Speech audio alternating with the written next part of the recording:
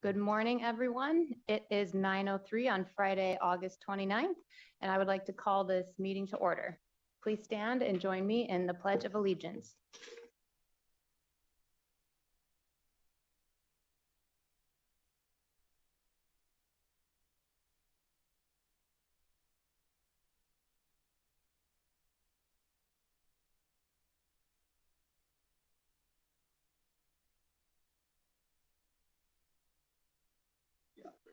I'll ask the secretary to please call roll. Good morning. This is Angie Castellanos for the record, and this is roll call. President Dockweiler, Here. Vice President Hughes, Here. Member Hudson, Present. Member Braxton, Here. Member Dawson Owens, Present. Member Els, Here. Member Lane, Here. Member Orr, Present. Member Walker, I'm here. Member Ford is absent excused. Madam President, you have quorum. Thank you. I would like to note for the record that we are also joined by Deputy Attorney General Greg Ott. We would like to acknowledge the Indigenous peoples whose traditional homeland, where we are presenting from and where people are joining us from, in what is now the state of Nevada. I also want to remind our audience that board meetings can be viewed via live stream with closed captioning at www.youtube.com/@nbstateed/live. I'll remind members to please turn off your microphone or mute yourself when you're not speaking, and remember to turn on your microphone or unmute when you'd like to make a comment. Of course, remember that you are on video and being broadcast via live stream on the Nevada Department of Education's website. All of today's meeting materials are available on the board's webpage, and I trust that when board members are not actively engaging on their screen with us, they are reviewing materials. Today, the State Board of Education will be conducting interviews to select 3 candidates to recommend to Governor Lombardo for appointment as Nevada's next Superintendent of Public Instruction. I would like to again thank the legislative branch of the government for providing us with the space and the staff to support this meeting. Yesterday, we heard from 4 of the 6 candidates, and today we will complete the interview process with the remaining 2 candidates. Each interview will follow the same format. Candidates will begin with their brief introduction and a 15-minute presentation based on the performance task they were given. Board members will then take 5 minutes to score that task before moving into the 8 formal interview questions. At the conclusion of these questions, members may ask clarifying questions before the candidate is dismissed. The performance task, interview questions, and associated rubrics can all be found on the department's webpage. As with all our meetings, there will be time for public comment. Public comment will be taken at the beginning of the meeting before the start of the interview period, and again at the end of the day before the deliberation. With that, we will now move into our first public comment period before we begin the interviews. I will remind everyone that public comment can be submitted online or by phone, as well as in person. Written public comments can be submitted to the board secretary at nvboarded@doe.nv.gov. Our secretary will read written comments into the record with a time limit of 3 minutes, and time will be monitored by Vice President Hughes. I will begin with any members of the public who have attended to provide comments in person. Do we have any comments up north? Madam Chair, there are no public comments in Carson City at this time. Thank you. And do we have any public comments in Las Vegas? We have no in person, but I do have one submitted via email. I'll go ahead and start reading it into the record. Dear members of the selection committee, it is with great pleasure that I write to recommend Dr. Darrell Wyatt for the position of Nevada State Superintendent of Public Instruction. As both a lifelong educator and a parent of children in the Nevada public school system, I have a deep appreciation for the kinds of leadership our schools need, and I can say with confidence that Dr. Wyatt exemplifies those qualities. I have had the privilege of witnessing Dr. Wyatt's leadership firsthand, and I can attest to the rare ability to connect policy with practice in ways that truly serve students, families, and educators. He leads with integrity, listens with empathy, and acts with purpose. In an era where educational systems face increasing pressure and complexity, Dr. Wyatt brings clarity, vision, and a genuine commitment to equity and excellence. As an educator, I've seen how this choice empowers teachers and improves outcomes in the classroom. With 33 years of experience in Nevada classrooms, he understands that the foundation of a strong education system is built on supporting educators, fostering innovation, and ensuring every student, regardless of background, has access to high quality learning opportunities. His leadership is grounded in both data and humanity. As a parent, I've seen the impact of his values on students, values like accountability, inclusion, and high expectations. Dr. Wyatt doesn't just talk about putting students first, he demonstrates it in every initiative he leads and every conversation he has. He understands that behind every statistic is a child, a family, and a future. Nevada's public education system needs a leader who can inspire trust, build coalitions, and make courageous choices in the best interest of all students. Dr. Darrell Wyatt is that leader. I offer my highest recommendation and unwavering support and in his run as state superintendent. Sincerely, Sarah.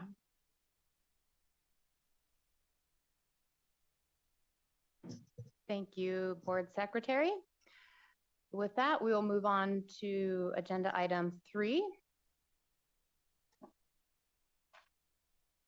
As mentioned earlier, today the board will conduct interviews with the remaining 2 candidates seeking consideration to serve as Nevada's next superintendent of public instruction. Members, you have received the full background materials for each candidate, and these materials are also available to the public on the department's website. Today, the board will be conducting interviews with Dr. Sylvia Mitchell and Dr. Heather Sanchez. At this time, I would like to welcome Dr. Sylvia Mitchell. Dr. Mitchell, welcome to Nevada. Please begin by briefly introducing yourself and then proceed with your prepared presentation. You have 5 minutes for your introduction and then 15 minutes for your presentation. When you'd like to advance a slide, please indicate so and we will advance the slide for you. At 14 minutes, I will indicate that you have 1 minute left. And with that, please proceed when you are ready. Okay, good morning to all of you. Thank you so much for the opportunity today to dialogue with you and to share a bit about myself, my why, and my interest in this particular role. I'd just like to start out by also acknowledging the appreciation for being selected to participate at this round. I know that it's a very extensive process. There are many candidates, and so I'm thankful to be here in this space and in this time. And so I'd like to start out by sharing a bit about my why. I am deeply driven by the belief that all scholars, regardless of their zip code, demographic background, they absolutely deserve a world-class education, and they also deserve opportunities and access in whatever classroom they're sitting, in whatever their community they are a part of. And it's personal for me because I grew up in a single parent home. I watched my mother work 2 and 3 jobs to ensure that I would have opportunities. And so it was public education, it was Title I schools, it was the classrooms, the corridors, the teachers, the leaders that actually spoke life and instilled hope in me and shared to me that I could do anything I put my mind to. And so because of that experience, that led me then to want to become an educator. And so I've spent these last 25 years serving scholars and leaders and teachers and school-based team members and communities. I started out as an elementary and secondary teacher. I went on to serve as an elementary and secondary principal. I've also served as a vice president of schools. I've served as a cluster leader, a regional chief for the Education Service Center in the Metro Houston area of Texas, and I've served 2 times as a superintendent. In all of those experiences, my leadership style is that of servant leadership and collaboration, and I am just so excited that I've been able to work alongside others to elevate student outcomes. This particular role here in Nevada is of interest to me because I love the work that you all have started around Portrait of a Learner, and it absolutely resonates with my why. I believe that we should be preparing scholars not just to graduate, but we want to prepare them to be future ready so that they can thrive in the world today. That is my interest. And again, I'm really excited to be here. I extend to each one of you a virtual handshake and just say again, thank you for the opportunity. Okay, so now to the presentation. Thank you for the performance task of being able to identify an area of improvement for this great state. And so I've titled the presentation, Bridge the Gap, Nevada.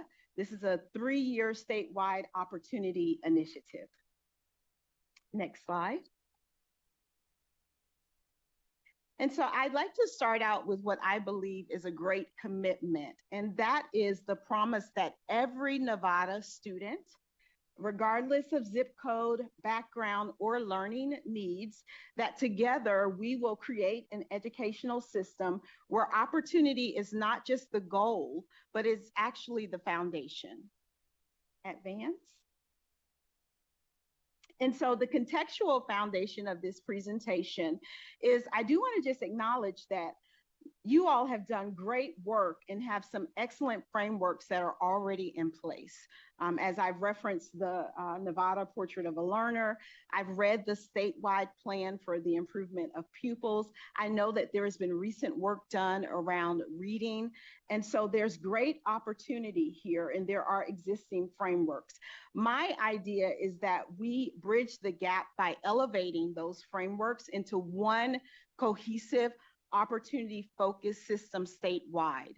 And I say elevate it because we want to ensure that with all of the great diversity throughout this great state, that every community actually has an opportunity to implement those wonderful frameworks that have been developed. Advance. So the purpose and the vision, again, a unified excellence system, and it is to unify the priorities of a coherent accountability system, of course, unify pre-K-12 literacy, unify the portrait of a Nevada learner in terms of its implementation throughout the state. And also what's really critical to the work is unifying community partnership engagement. So really bringing along all of, we say stakeholders, but who are the stakeholders? Bringing along all of those important individuals so that we can unify priorities. And then strengthen the pathways. We know from data there's work to be done in terms of literacy. There's work to be done in terms of math. And so we want to strengthen those pathways. We want to do some additional work around math. And then also we want to ensure advanced coursework access for all of our communities, especially for those communities that are in rural locations. And then really do some expansive work around CTE. And then ultimately ensure success. So making sure scholars are future ready, making sure that we have the fragrance of personalized learning approaches throughout all of our campuses, that there is educator pipeline investment, and essentially that every student is empowered and equipped for success. Advance. So here's the problem analysis and what I identified. And this is why I titled it Bridge the Gap. It is because there's at least a 10 to 20% point achievement gap that persists statewide for diverse student populations. As you look at your data, you will see that in certain communities, students just are not being able to demonstrate proficiency. There are persistent achievement gaps. And so again, rural districts lack advanced course offerings and resources. And then some urban districts need intensive multilingual learner support systems. And so I believe the state's response should be to remove those roadblocks through targeted resources and support, to provide tailored support to districts based on unique needs, and to create opportunity-focused accountability systems that drive improvement. Next slide. So here's a strategic framework based on 3 pillars. One is instructional infrastructure. Secondly, educator pipeline. And then third, data systems. So under the instructional infrastructure, it is just really talking about at the state level, how do we create the culturally responsive toolkits that can be implemented throughout any district, and the advanced learning access for scholars. It's also talking about how do we use our regional support teams to provide adequate technical assistance. Educator pipeline, we know that we need the right people in front of scholars, not just anyone, but we need the right people in front of scholars. And so we need to make a greater investment around strategies, institutes, helping districts with action plans so that they can attract and retain the right people. And then the data system, I know that there was a dashboard, and so we want to bring a dashboard back so that we have access to real-time data, and we can look at predictive analytics to really see how well are we implementing our initiatives and how well are we providing resources to our districts. Advance. Again, the instructional infrastructure components, and I won't read the small writing, but again, culturally responsive instructional toolkits. I remember serving as a principal, and I remember serving as a superintendent, and there are sometimes lots of initiatives and things that, are sent to the districts. And really, you want to know, what are you supposed to do with it? How do you implement it? And so that's where those toolkits actually come into place. The Advanced Learning Access Portal, making sure all scholars have access to AP classes, dual credit, CTE, and then integrated portrait of a Nevada learner, really integrating that across content areas, making the language of the portrait of a Nevada learner be the basis of our conversations and our actions in schools and across the state. Advance. So educator pipeline investments, I really want to spend some time making sure that we're expanding our teacher residency networks, we're investing in teacher development, leadership excellence, that we're investing in leaders. We have leadership institutes for principals, aspiring superintendents, district leaders, that there's opportunity there. And then talent pathways, really unpacking the grow your own. There's so many scholars, even in high school, they already know that they want to be educators. So creating the systems and structures so that we're growing our own here in the state of Nevada. Advance.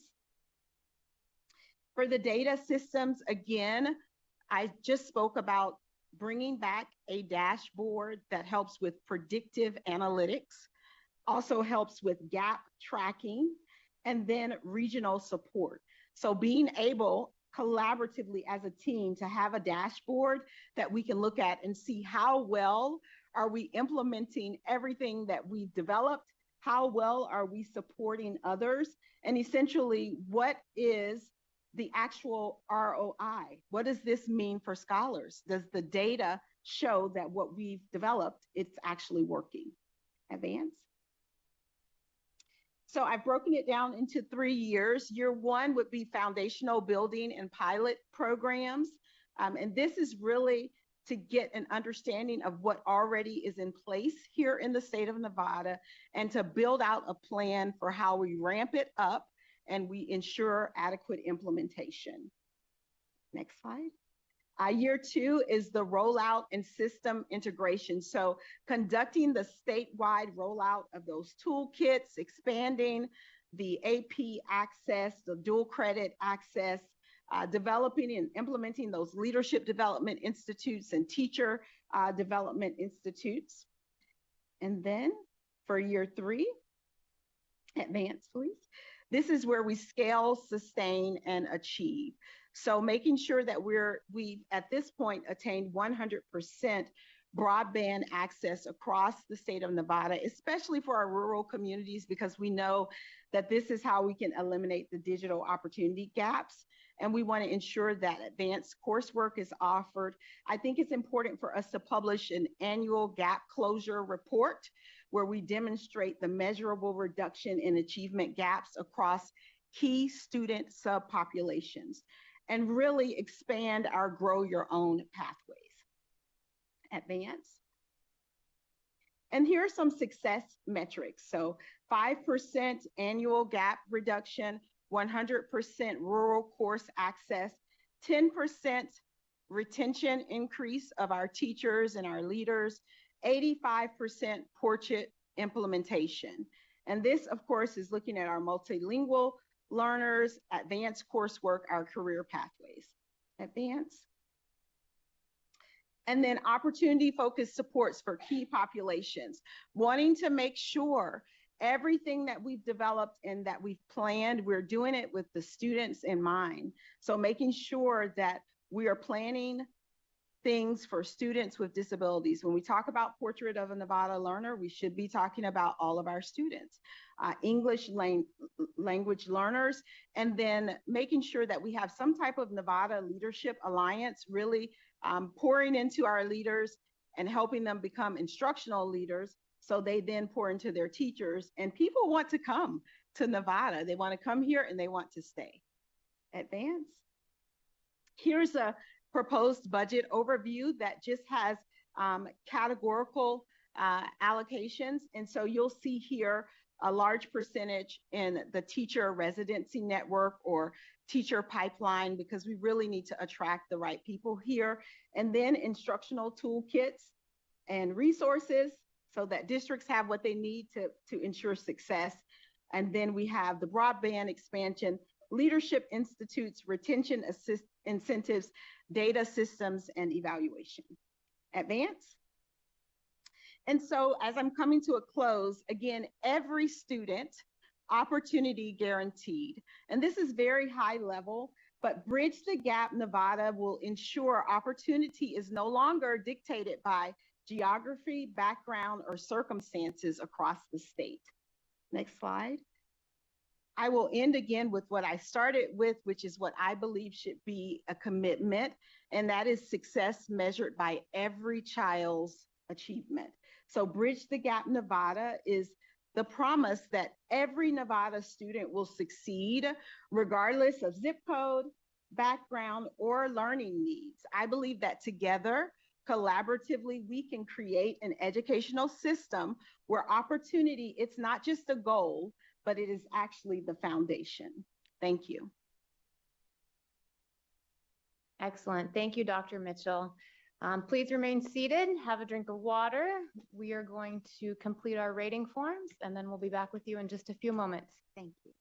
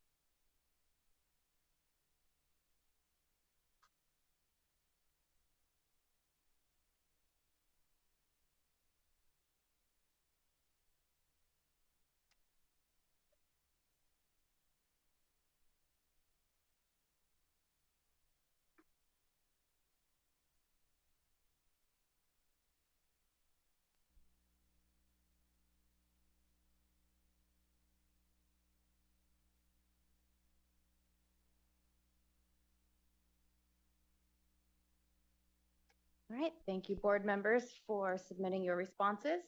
Moving on, the board will now begin the 8 formal interview questions. Questions will be asked by different board members, and when you meet your 5-minute response limit, I will request you reach a summary for that item. The first question is mine. What do you believe is the most pressing issue in Nevada education today, and how would you address it? Okay. Thank you, President Waller, for this question. I believe that the most pressing issue today is the persistent achievement gaps across our great state through our various subpopulations. And so I believe that this is something that needs to be urgently addressed so that we can make good on the commitment to our families and the communities in terms of ensuring that scholars have unlimited opportunities and they are future ready. And so I've come up with 4 pillars or action items that I would want to implement collaboratively to ensure that we are addressing those achievement gaps. And the first is to align the statewide goals with instructional resources. And so when we're talking about helping scholars to be able to demonstrate proficiency, helping them to grow as learners, we have to ensure that the right high quality instructional materials are in front of them.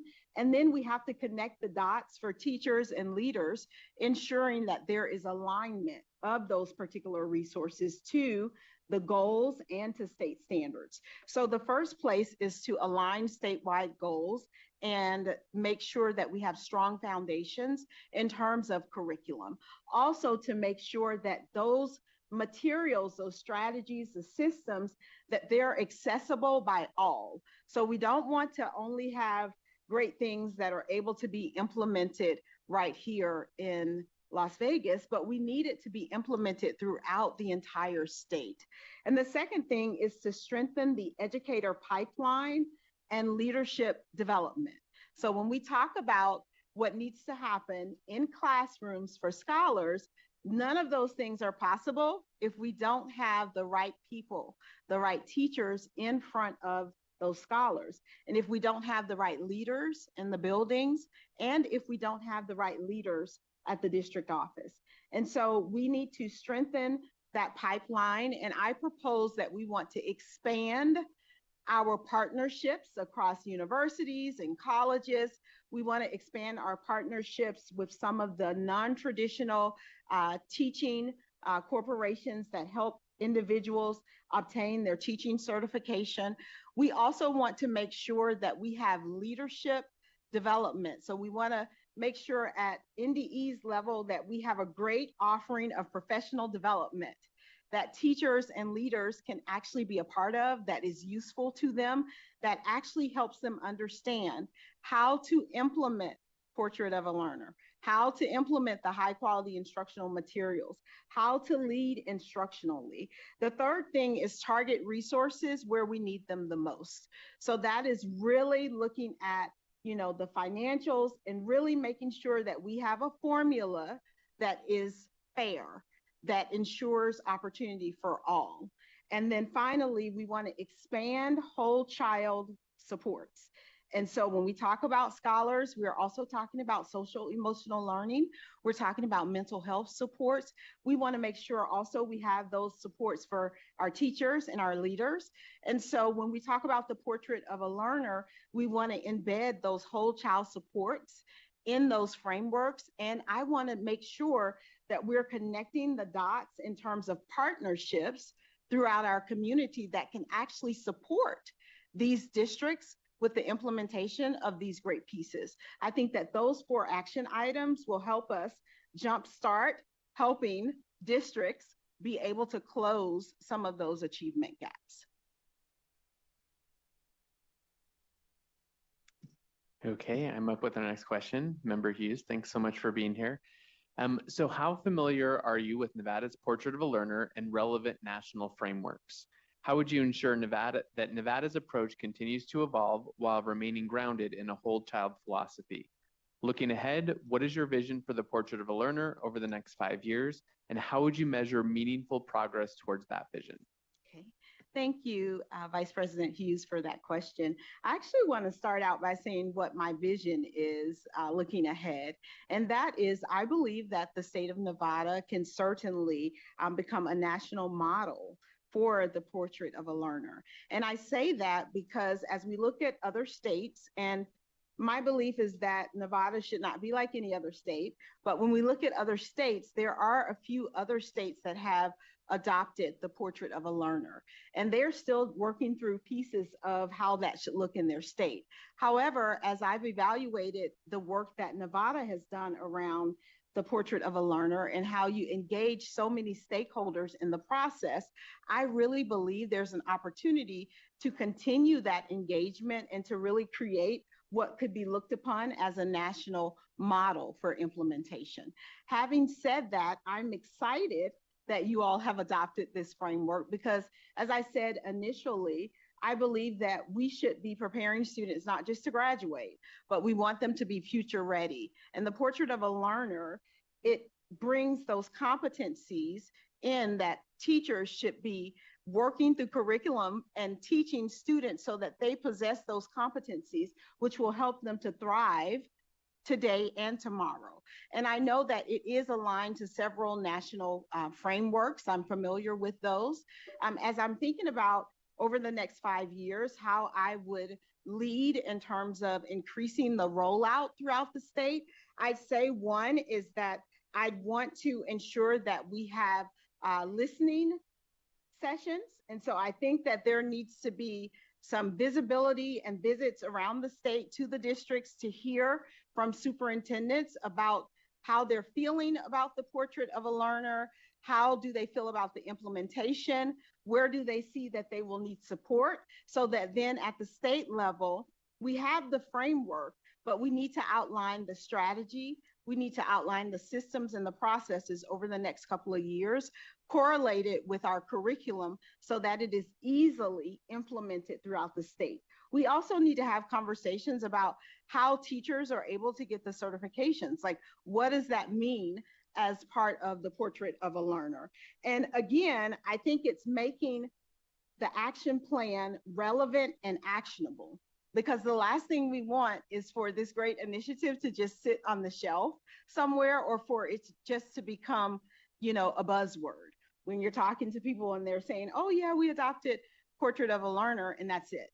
And so I think over the next 5 years, it is really about crafting out that implementation guide. And that really starts with first listening and learning, understanding what is, and then having conversations throughout the districts to understand what support do you need. A rural district needs different support, from a district here in the city. And so having those conversations, bringing those same stakeholders together that you had when we talked about adopting it and planning it out, and then ensuring that we're working our way towards becoming that national model, which is absolutely possible for Nevada.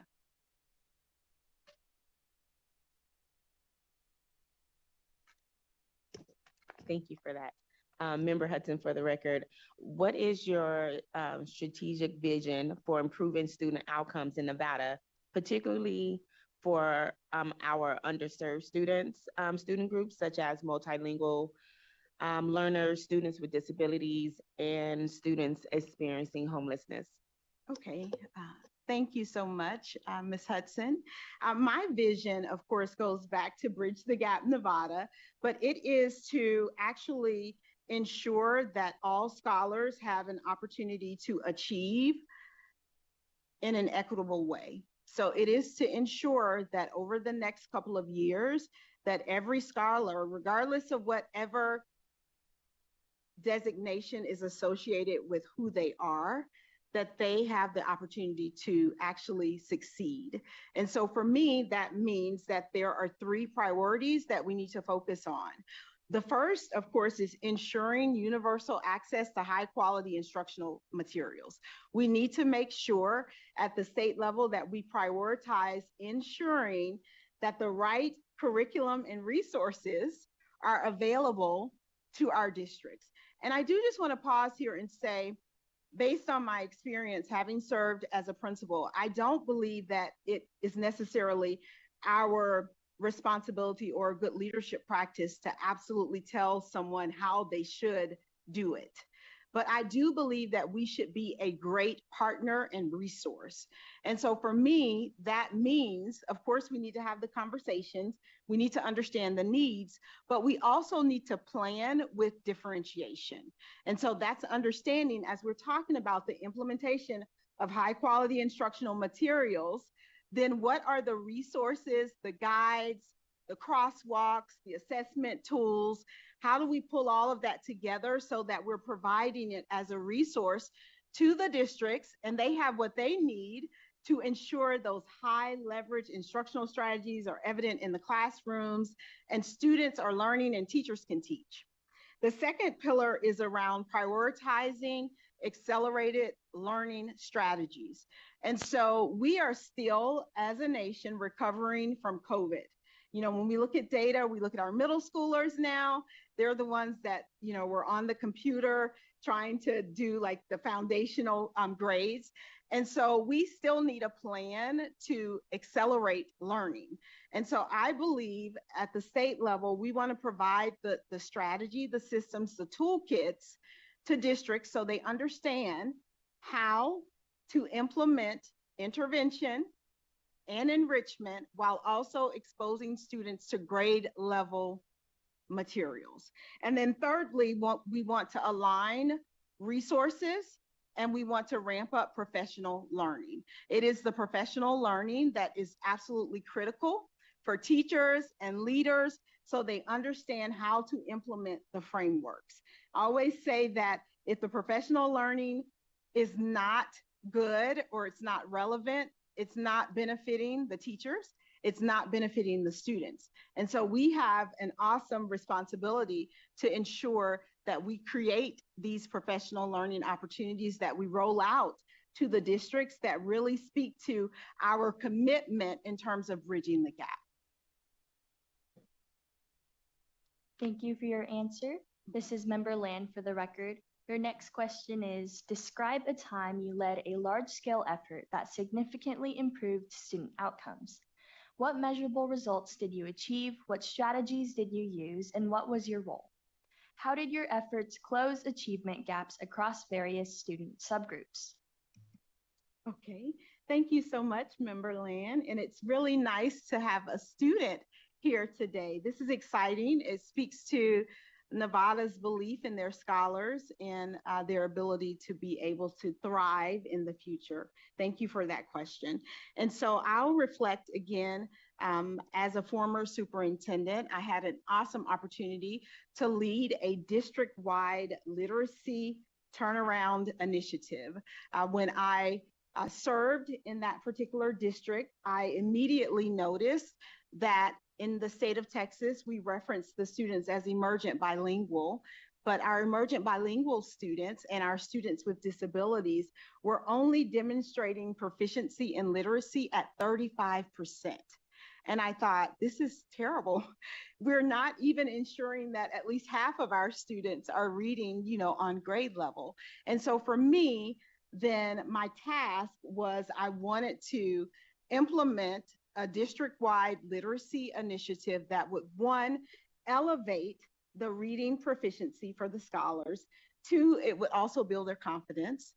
The third thing I wanted to do is make sure that in that particular plan that there was opportunity to increase teacher pedagogy, leadership pedagogy, and culture. And so with that plan, that was developed. I led the development of it and I collaborated with my cabinet team members so that we could really talk about, are these practical strategies that will be appreciated, understood, and implemented? And those strategies included in adopting what we call high leverage instructional practices, and that's undergirded with getting better faster. It included real-time coaching.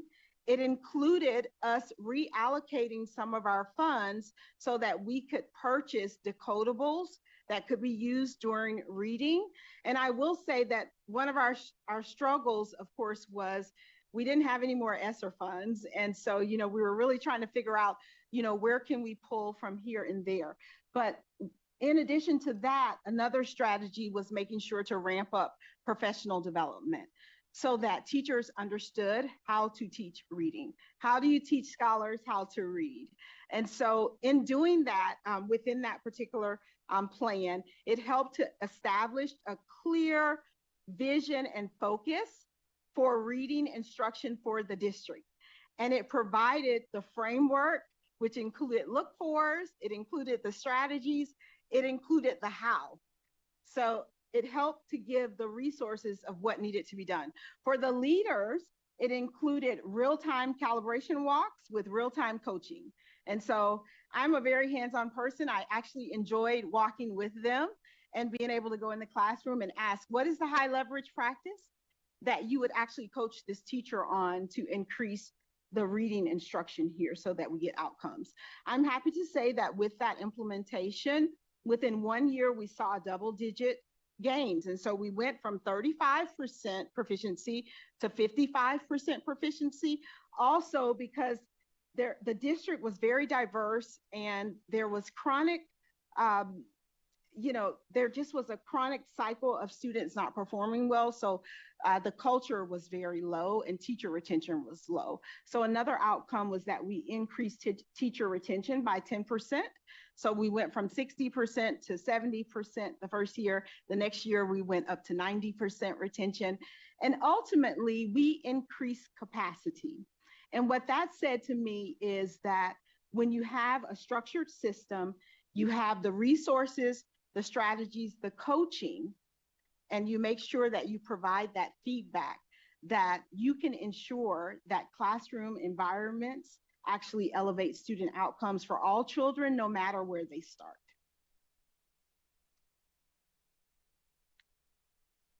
Thank you, Dr. Mitchell, and thank you for being here. I am Member Braxton, and this is part one of a two-part question. Okay. How would you implement statewide initiatives across 17 diverse districts? How would you balance both enforcing policy and accountability measures while also maintaining strong collaborative relationships with districts? Okay, thank you, Dr. Braxton, for that question.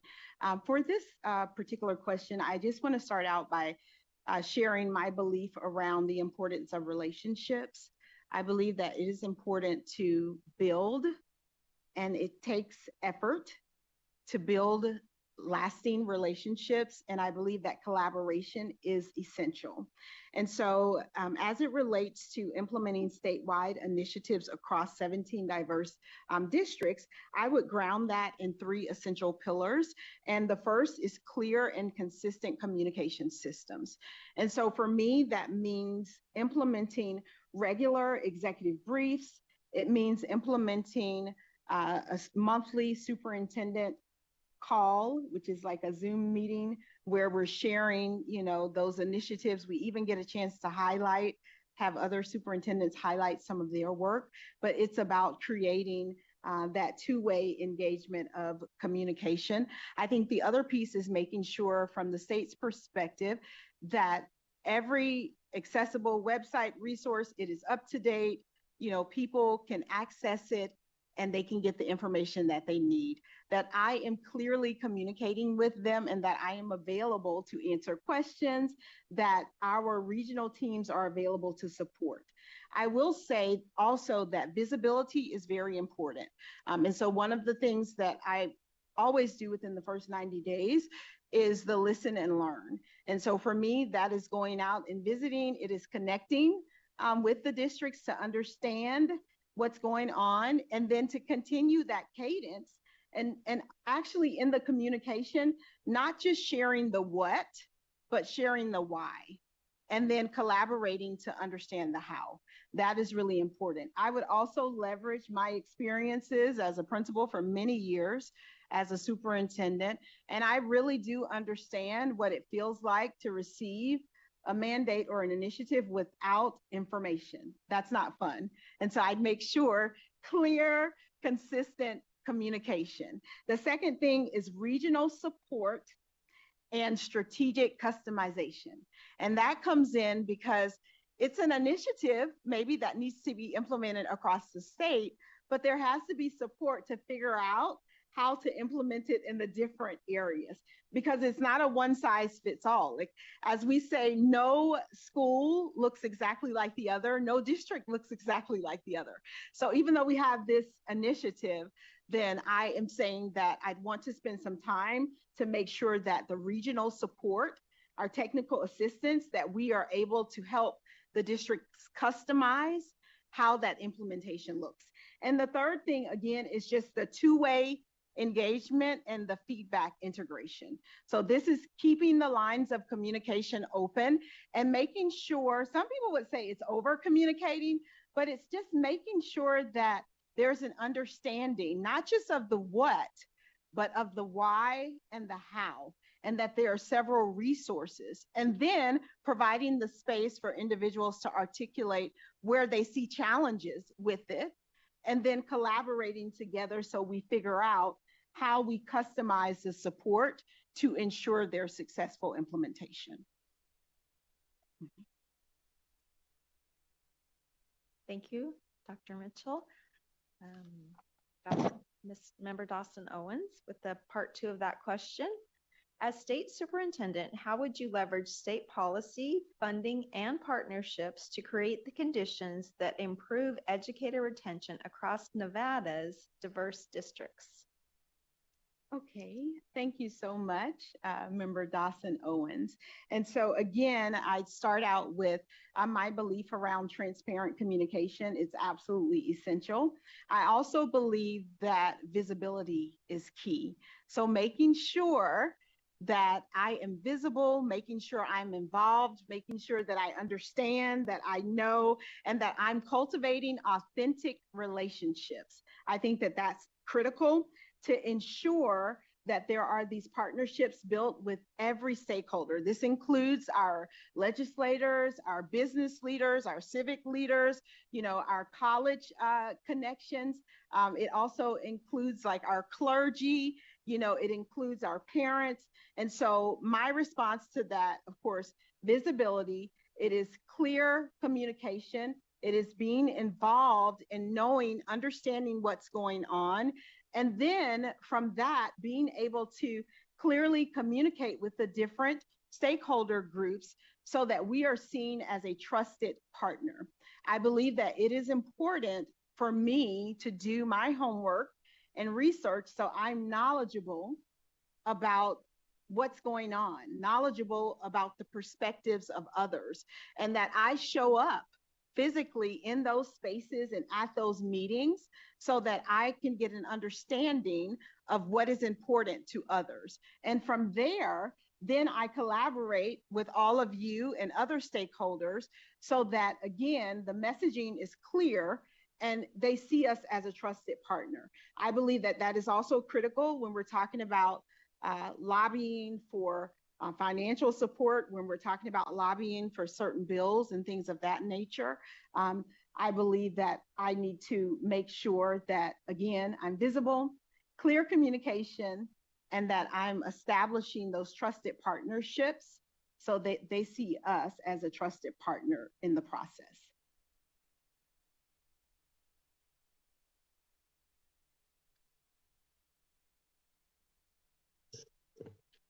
Thank you. This Member Walker here. Share an example of a time when you had to make difficult budget decisions to align with strategic priorities. In your response, please describe how you managed constraints, secured stakeholder buy-in, and how your experience prepared you to navigate Nevada's unique educational funding structures and government model. Okay, sure. Thank you so much, Member Walker, for that question. I'll share. As a VP of schools, we faced a mid-year financial catastrophe, and that was based on a decline in enrollment and a decline in ADA. And again, ESSER funds were exhausted, and then our state funds were diminished or decreased because our ADA, was lower.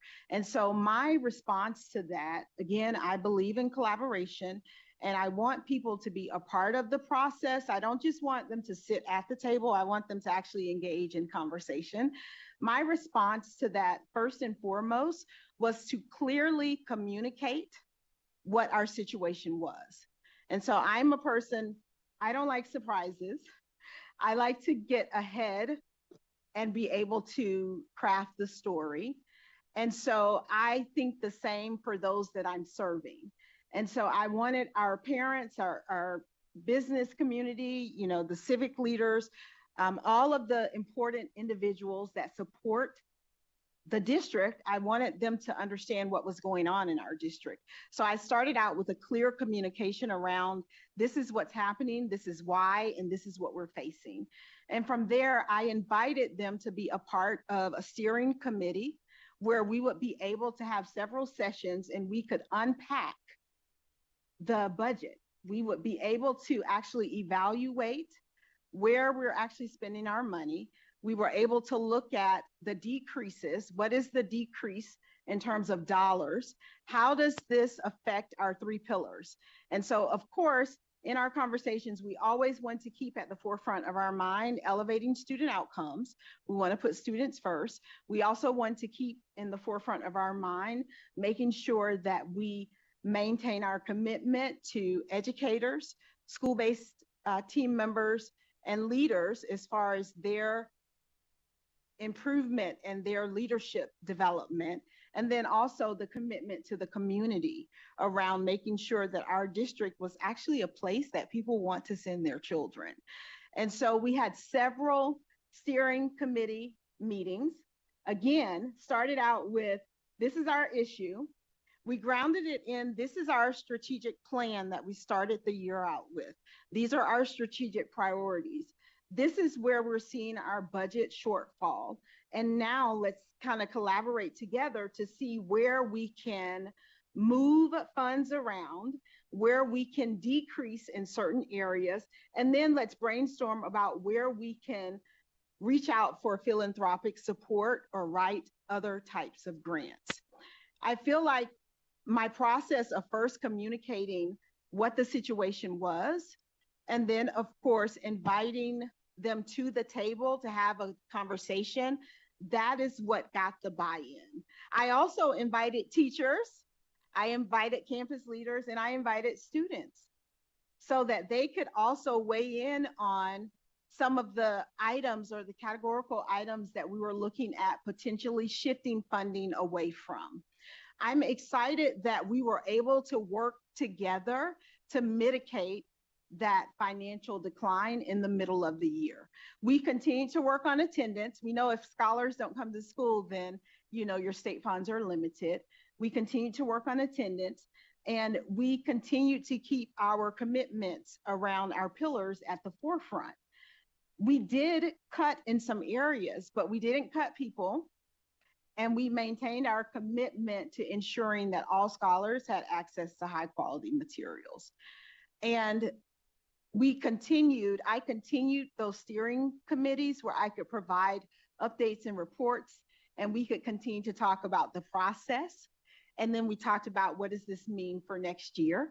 Because we know we're not getting any more ESSER funds, we're not getting certain state funds, and we understand where we are right now.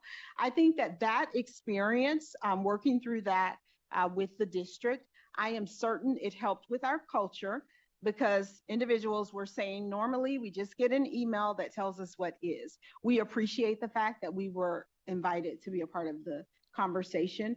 It helped us connect with our greater community stakeholders. And so I feel like that experience, as well as other experiences I've had in other leadership roles, helps me to understand the dynamics for Nevada. I do understand that funding is different right now. I understand that just all over ADA, is down. And so I believe that I would be able to help navigate those spaces by implementing some of the strategies I implemented before. Thank you, Dr. Mitchell. Perfect timing. Member Orr? All right, your final question. I'm Member Orr, and I would like to ask you, how would you collaborate with the State Board of Education to ensure alignment on priorities and shared accountability for outcomes? In your response, Please describe who else you would engage: students, legislators, state agencies, community, and business partners, and how you would ensure that student voice meaningfully informs state-level decision-making. Thank you very much, Member Orr, for that question. I'd like to say, of course, again, I view you all as the board as an essential partner.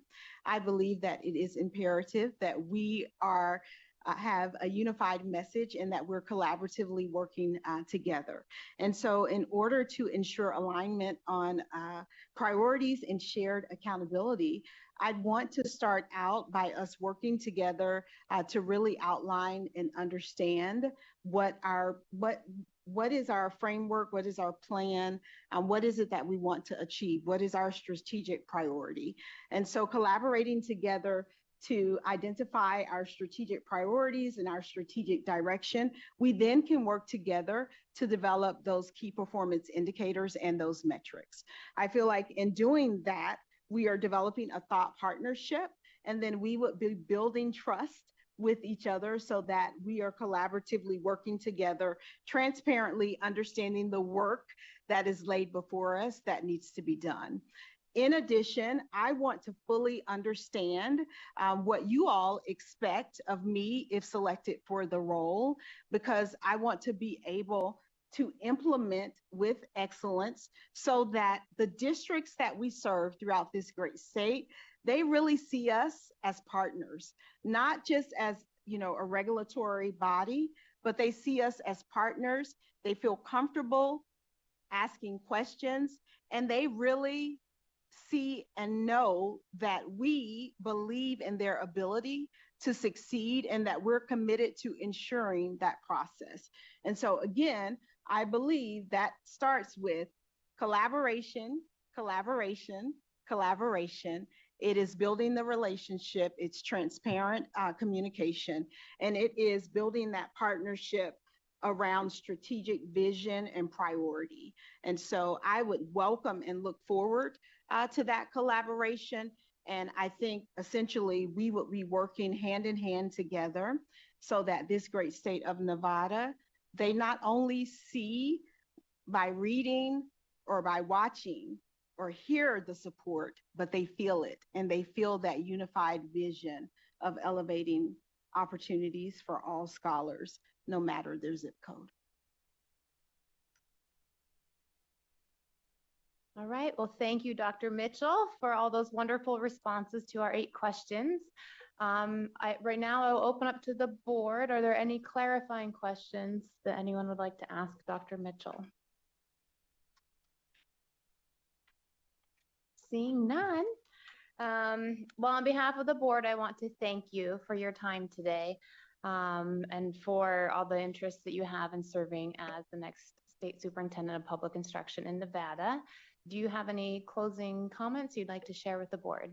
Well, again, I'd just like to say thank you to each one of you for this opportunity and for being selected to share. And I do, again, want to commend you on the work that you've already started here in Nevada. And I know that collaboratively working together, great things are in the future. And again, I extend to you a virtual handshake for meeting each one of you today. I am certain that based on my background experiences, but more importantly, my passion and my commitment, I am sure that I can contribute to the work that is being done here in Nevada. So thank you very much for this time and for your consideration. Thank you, Dr. Mitchell. With that, you are dismissed. Thank you. And members, please tabulate your scores and we will collect those. Thank you.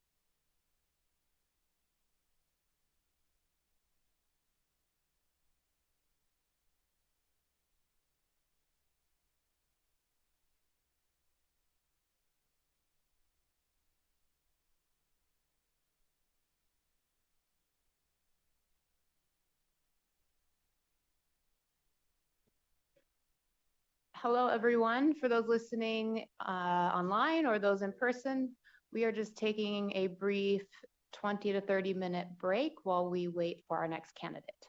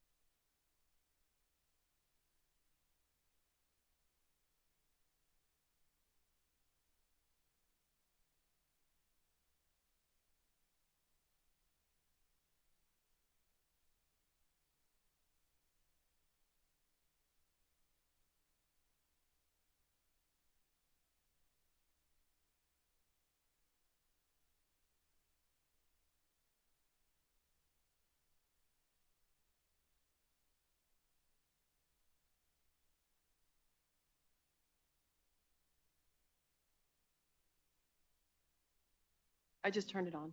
Just turn it. Okay. Okay. And just the one mic?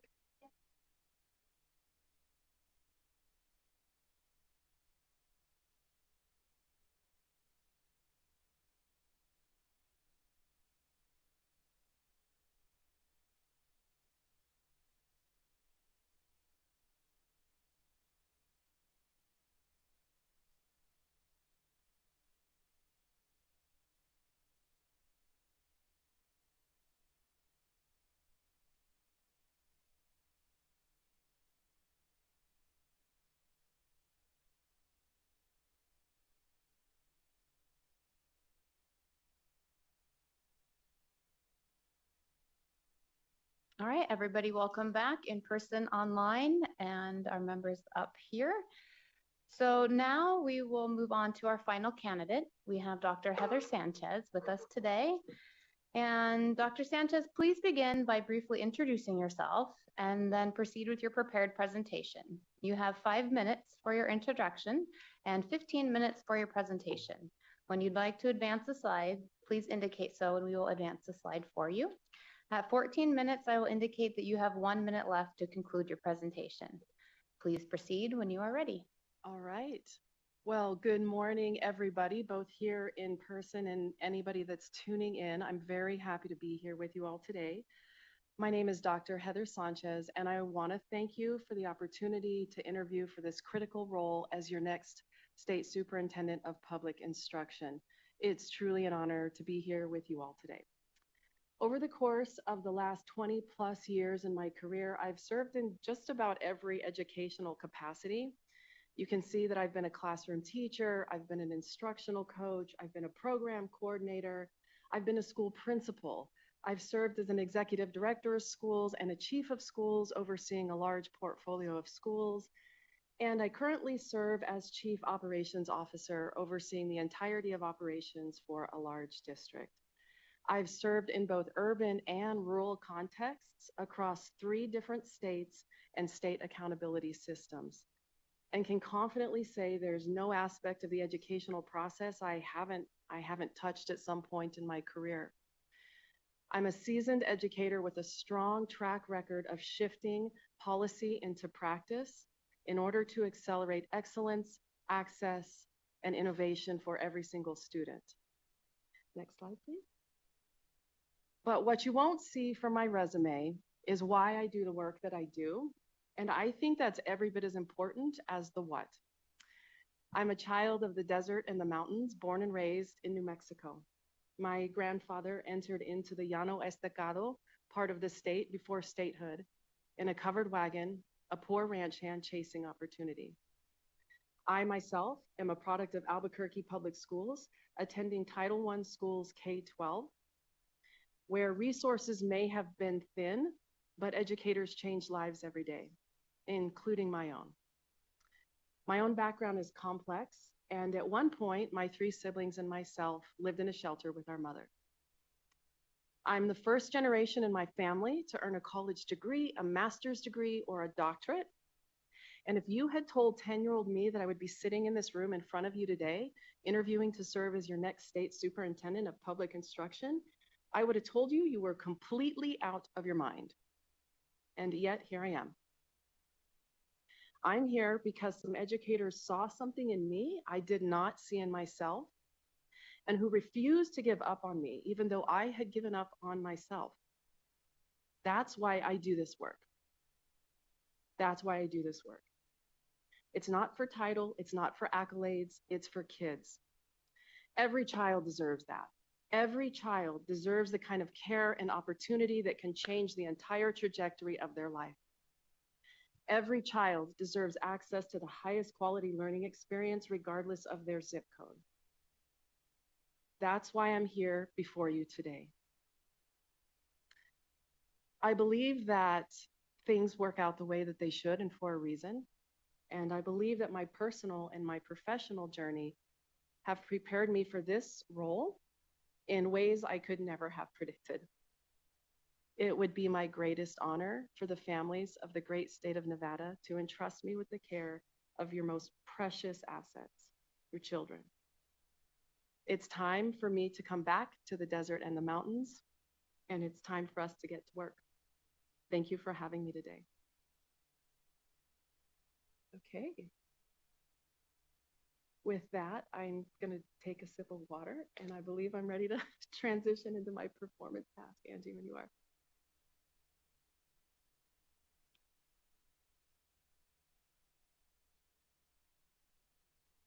I'm just letting the board know that I'm going to set a timer for myself too, just to keep myself on track.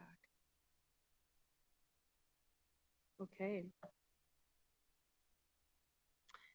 So, oral language and early literacy development are the key foundational academic skills that precede all others. The ability to read and to comprehend is the cornerstone of economic opportunity and freedom in this country. In the next 15 minutes, I'm going to lay out a cohesive statewide approach that aligns policy, practice, and budget in order to ensure that every single Nevada student has access to the highest quality early learning experience. Next slide. The history of literacy outcomes over the past 10 years in the state of Nevada across multiple measures really tells us a story of a compelling call to action. There have been some bright spots and some opportunities. There was some growth that was fairly significant before the pandemic, and currently kindergarten readiness scores are on the rise, as well as districts that are showing some high growth. And at the same time, across multiple measures in time, we see persistent access and opportunity gap for many students, particularly those that are the furthest from educational justice. And so taken together, there's a compelling call to truly transform literacy outcomes in the state of Nevada. And there's been some significant investment in both infrastructure and funding in this state in the last 3 to 5 years. And to be quite frank with the board and anybody tuning in, the work that's been happening in this state for the last 3 to 5 years is why I'm interested in this position. There is some transformative work happening here. I believe the challenge we have before us is in aligning a cohesive approach that will enable us to truly move the needle with regard to early literacy. Next slide, please. I'm coming into this challenge eyes wide open, fully aware that before us is a paradigm shift that involves both technical and adaptive challenges, and both must be carefully attended to in order for change to truly happen. I'm entering into this relationship with the state deeply committed to collaborating with teachers, principals, superintendents, state officials, and the community to truly collaborate to shift the needle on literacy outcomes. Next slide, please. We begin with the end in mind, and that's represented in the Nevada Portrait of a Learner. That is our North Star. That is what we aspire to as a state. That when every child is finished attending school in the state of Nevada, that they are able to choose their future rather than having their future choose them. So on the one hand, we uphold the Portrait of a Learner. On the other hand, we have the reality of our current literacy outcomes. The challenge in between lies in operationalizing a set of key continuous improvement strategies that will enable us to reach our North Star, which we will always keep as the North Star, the Portrait of a Learner. Next slide, please. Any continuous improvement strategy needs to be closely aligned with a root cause. Data in and of themselves are neutral and doesn't really tell a story. Data are numbers.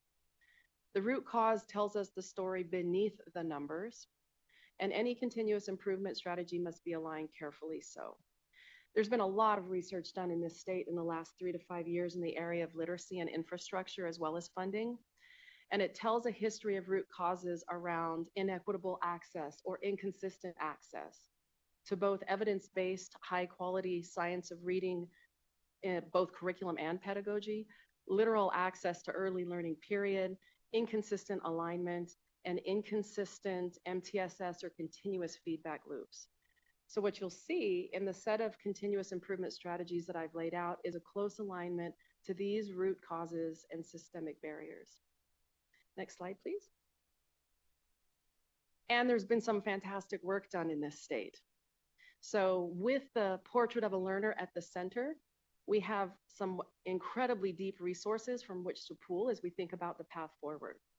The statewide plan for the improvement of pupils, or the STIP, or the state strategic plan, it's just what I've been calling it, rooted in the Nevada Portrait of a Learner, as well as the recently released Nevada State Literacy Plan and Senate Bill 460, each of which separately contains some really critical components with regard to both early learning and literacy. Everything from curriculum to pedagogy to access, both in terms of facilities and capacity building and compensation.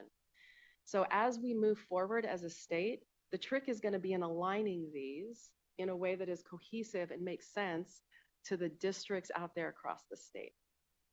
Next slide, please. And of course, our vision is that every single student in grades pre-K through 3 and beyond, in fact, has consistent access to evidence-based, high-quality, early literacy learning.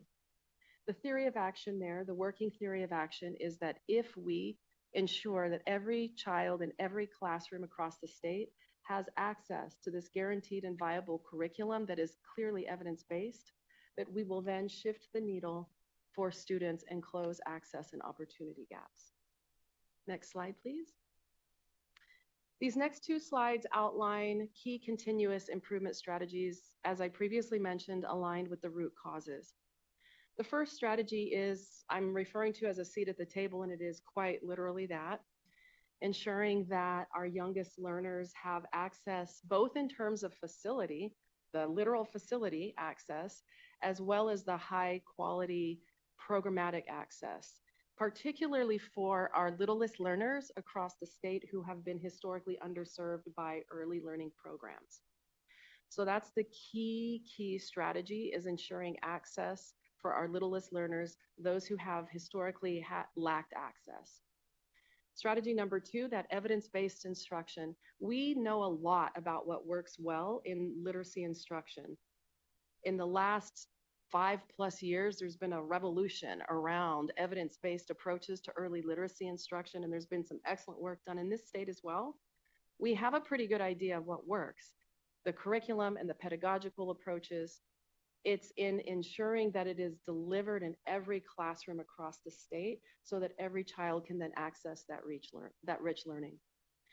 Strategy number 3, teachers are at the center of any improvement efforts we are going to have. And I'm not just saying that because I'm married to one who reminds me of it almost every day, but because teachers are where the rubber meets the road. There's strong evidence that the person who has the most direct impact on student learning is the teacher. It is therefore essential that classroom teachers feel both confident and equipped to step into their classrooms every day to deliver that high quality literacy instruction, which requires capacity building in multiple modes. That's reading certification, coaching, mentoring, just-in-time support.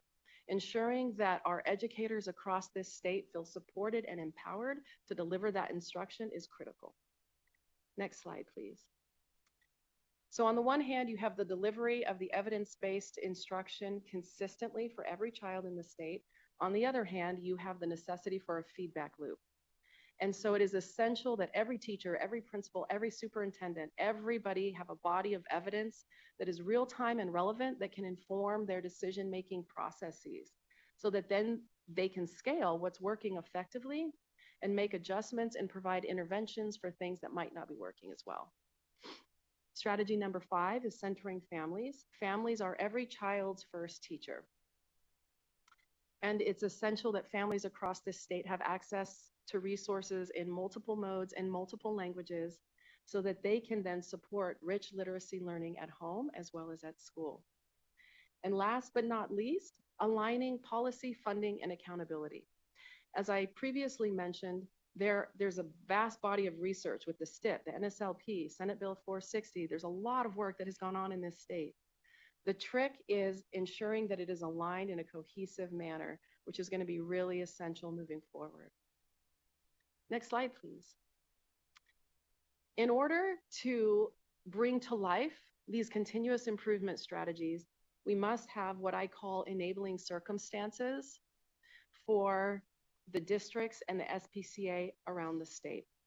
What I mean by that is there are 17 unique districts in this state, as well as the SPCA, each of which have their own historical context, their own history, their own set of unique challenges. And so it's really essential that there be a menu option of resources to support districts, from very large and urban Clark County to Elko, Nevada, and everything in between across this state. The diversity of the districts in this state is what make it so beautiful. And support must be tailored in a way that is menu optioned and that we're capitalizing on statewide engagement strategies. Also, the scaling and establishment of the education service centers holds a lot of potential for contextualizing just-in-time support at the regional level. Next slide, please. What you're looking at now is a timeline that aligns policy and practice for the implementation of the work moving forward across the state in a way that will enable us to hold ourselves, I like the term capable, hold ourselves capable as a state. And a lot of these pieces exist. It's not like I made them up. They exist and they're in different formats and in different documents. The trick is just going to be to aligning them. I'll keep saying cohesion, cohesion, cohesion, cohesion. Okay, next slide, please. All right, so I went to the doctor last week and I had a physical. And at that physical, the doctor took my blood pressure, weighed me, drew some blood, got my heart rate. And those pieces of evidence taken together gave me an indicator of my overall profile of health. No one of those measures can tell the full story of my health. The same analogy holds true for literacy.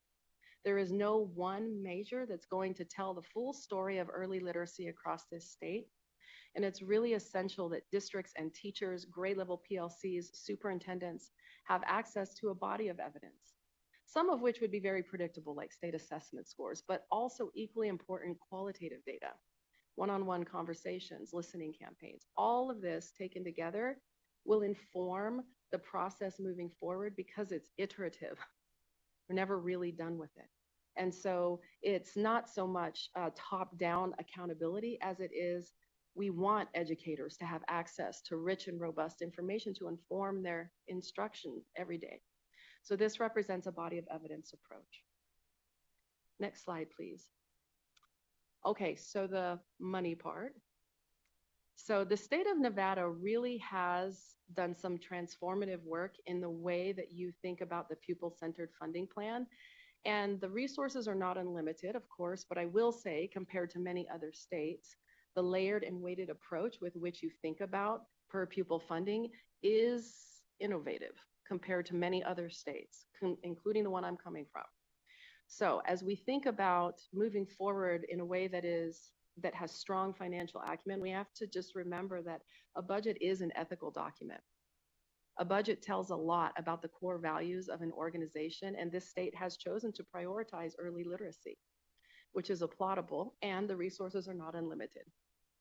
So it's going to require a layered approach and pooling resources in a very strategic manner to ensure that the children of the state have what they need.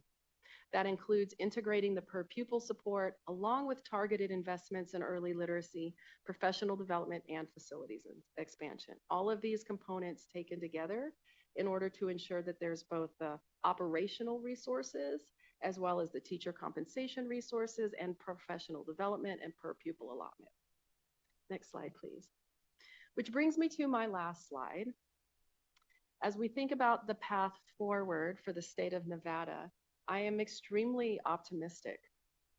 I'll just state again that the work that is happening in the area of many things, but specifically for this performance task in the area of early literacy and the commitment to some of the research in your state literacy plan, some of the work happening in some of your districts really is cutting edge. I don't know if you all feel that way, but from my perspective, it certainly is cutting edge. So I do believe that we have the people here in this state and the talent and resources, although not unlimited, to really make some changes for the children of the state with regard to their early literacy access. So I believe the time is now and the place is Nevada, and I'm excited to get to work on this. That's it. Thank you. I'll just say in the last 45 seconds, I've attached some other things as an appendix. I'm not going to speak to them. They're just an appendix in the slides for your reference, should you wish to, or the public wish to take a look at them. Okay, thank you. Well, thank you, Dr. Sanchez. You remain seated, have another sip of water. We'll submit our scores and then we'll be back in just a moment. Perfect.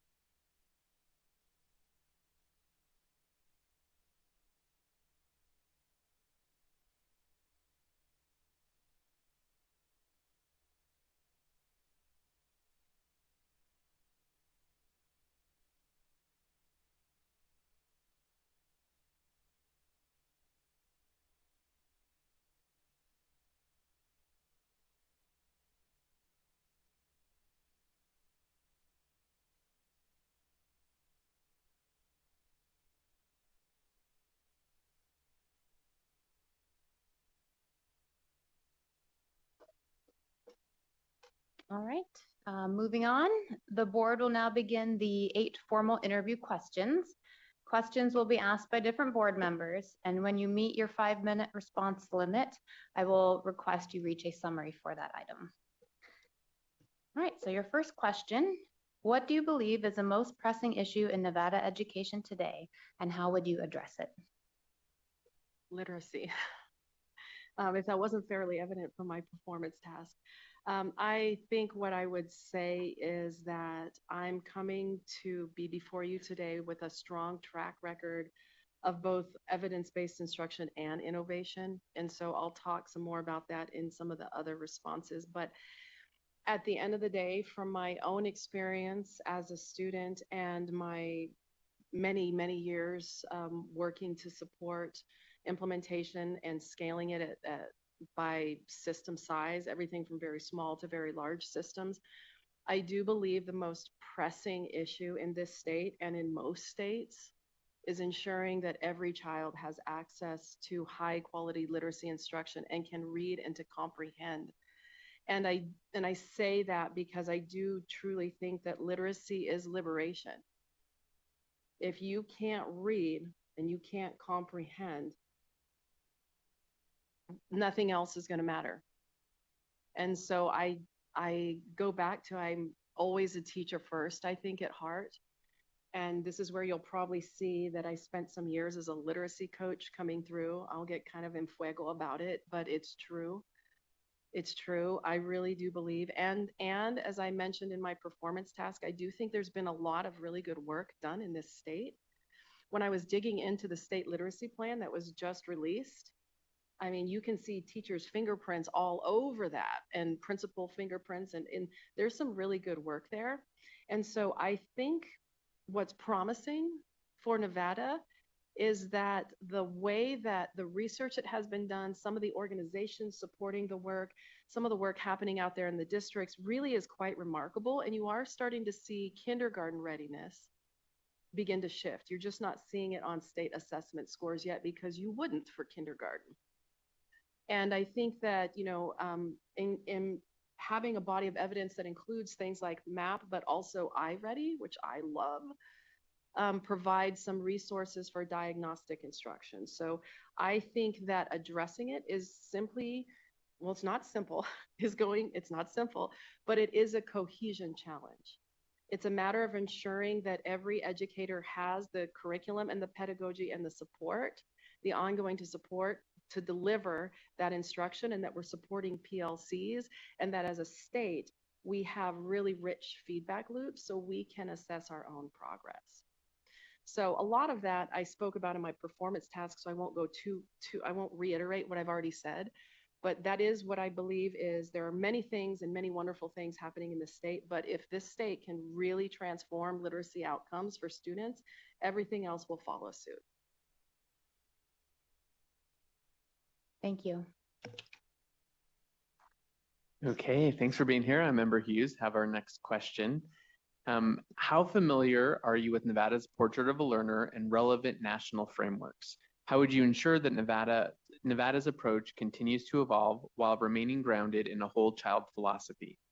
And looking ahead, what's your vision for the Portrait of a Learner over the next 5 years, and how would you measure meaningful progress towards that vision? Well, I am very familiar. I do my homework, very thorough.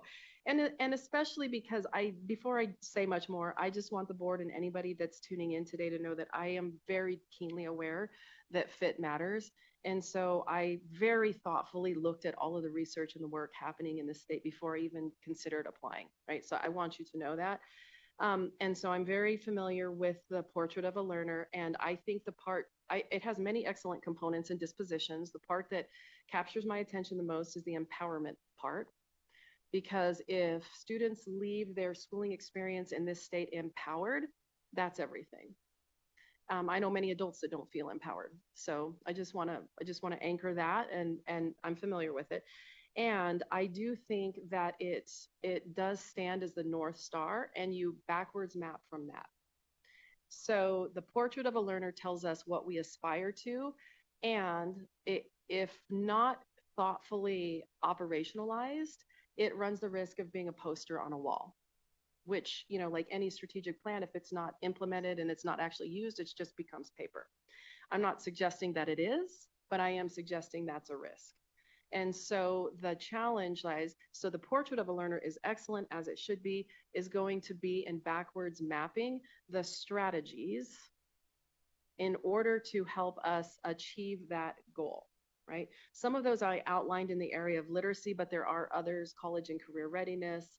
There's the Future of Learning Network. There's some very exciting, innovative work happening here in the state, but that has to be done collaboratively. So you hold the North Star, And then you work with districts and the SPCA to backwards map what does that actually look like in continuous improvement cycles with a regular cadence, some of which structurally already exist in this state. It looks like about every 6 months, you're beginning to update the STIP, right? So there's some cadence in there. It's just in socializing that across the whole state, right?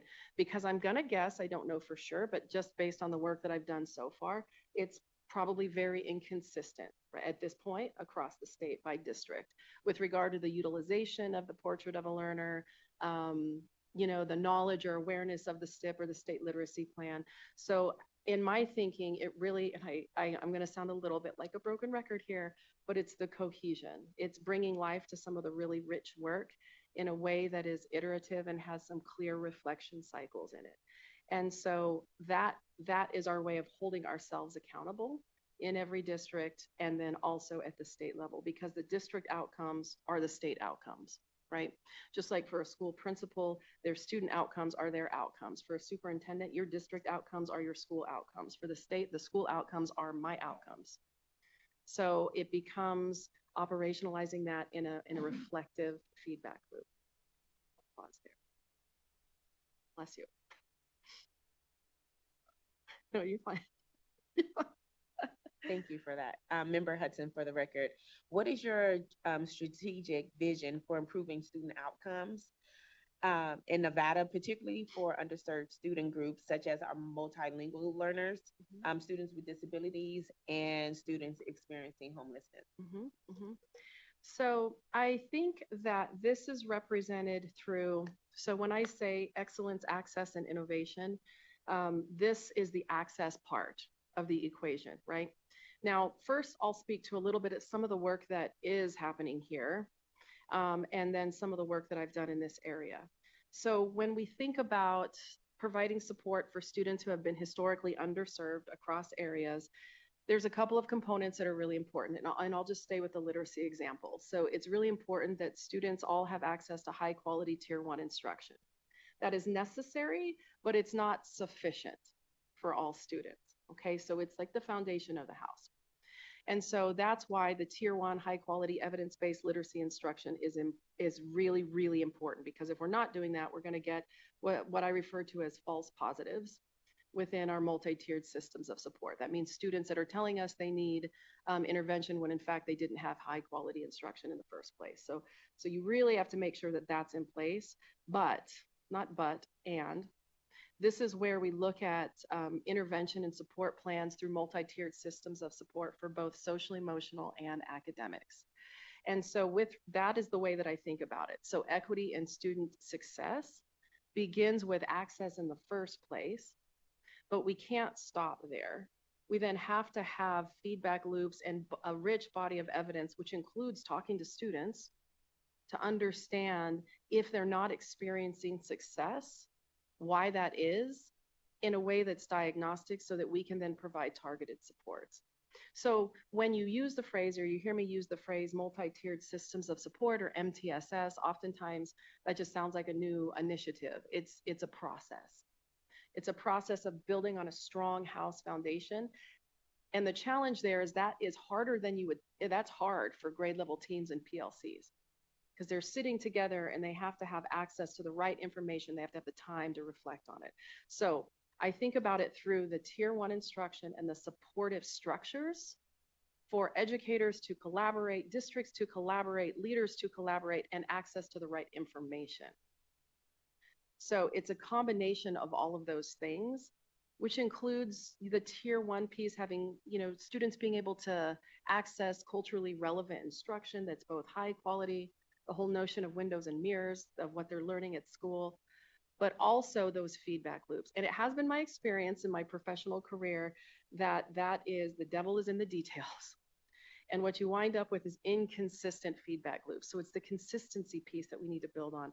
Over the course of my career, I have a strong track record of both curriculum adoptions and launching district-wide systems of intervention support for both social emotional, like as an example, through the expansion of mental health assistance teams, PBIS structures, as well as academic MTSS systems. So the way that I think about it is really layered, and it is super process oriented, and that's as it should be. But supporting a process is much more challenging and nuanced than handing somebody a set of a script. And so that's the way that I think about it. Thank you for your answer. This is Member Land for the record. Your next question is, describe a time you led a large-scale effort that significantly improved student outcomes. What measurable results did you achieve? What strategies did you use? And what was your role? How did your efforts close achievement gaps across various student subgroups? Yes, thank you for that question. Over the course of my career, I've worked at just about every side of the house now, from being a teacher to a principal to overseeing teaching and learning programs to overseeing schools period to now overseeing operations. And so when I read this question, I was kind of mulling over which response I want to provide, but I think I'm going to provide one that's aligned with core foundational learning for literacy and math. And so the example that I will discuss is over the course of the past 5 years in my current setting, we have launched back-to-back both a totally different literacy curriculum and pedagogical set of structures and math. And in this case, it was K-8. And we took on the challenge of launching math right as we were coming out of COVID, which some people might have thought was extremely ambitious. But the reason we did it was because our student outcomes were not where we wanted them to be, and especially for some of our historically underserved students, right? So we felt like we couldn't wait. I mean, the kids couldn't wait. I suppose we could, but the kids certainly couldn't wait, right? So in both of these instances, I'll talk through, and I've been through a lot of curriculum adoptions over the course of my career, everything from AP courses to kindergarten literacy and everything in between. But these two were different in a couple of key regards. And so the first question is, I'll use math as an example, was why are we doing this in the first place? Anytime you're gonna ask somebody to change something, you need to have some sort of consensus about why we're changing it in the first place. Because if you do not, you might get some compliance, but you're not going to get a shift in outcomes. All right. So we started with some deep research in what are our current outcomes in math and how do we feel about that? How do we feel about these outcomes that we're getting? Do they tell us everything that we need to know, and wherein lies the issue? And I cannot overstate the importance of putting that work in up front. Sometimes it's easy to skip over that part and get right to the curriculum adoption part, but you cannot, with the change process, you cannot skip over or rush the why are we making this change. So with regard to math, we saw our outcomes, we were not satisfied with them, and we also saw they weren't fully aligned with the Common Core state standards in math, which is an issue, right? And so we went through a comprehensive adoption process, adopted something that was pedagogically very different than what we had used before. And but what we did differently was the capacity building. We created a whole system of support for the entire large system around the implementation of these math resources. So by that, I mean, we created system cohesion. So across the system in our strategic plan, there was a core element of math. And then every school is required to have a school improvement plan in the state of Washington. It's required by the state. Every school improvement plan needed to have a math element. The PLCs had a math element, and then we cascaded all of the professional development around that. All of the PD for all of the leaders was around math. Teacher PD, math. Grade level PLCs, math, math, math, math, math. And then we layered over that a progress monitoring mechanism where 4 times a year, we hit every school in the district over the course of 4 days and visited every classroom in the district and got some implementation, that qualitative data. What are kids saying? What are we seeing when we're talking to kids? What are you learning? Why are you learning this? We compiled all of that. The result of that is we didn't really expect to see a shift in outcomes year one. We were really targeted on the implementation science part of it, the fidelity of implementation. And we did hit that mark, 99% fidelity of implementation across the whole district, but we did start to see a shift in outcomes.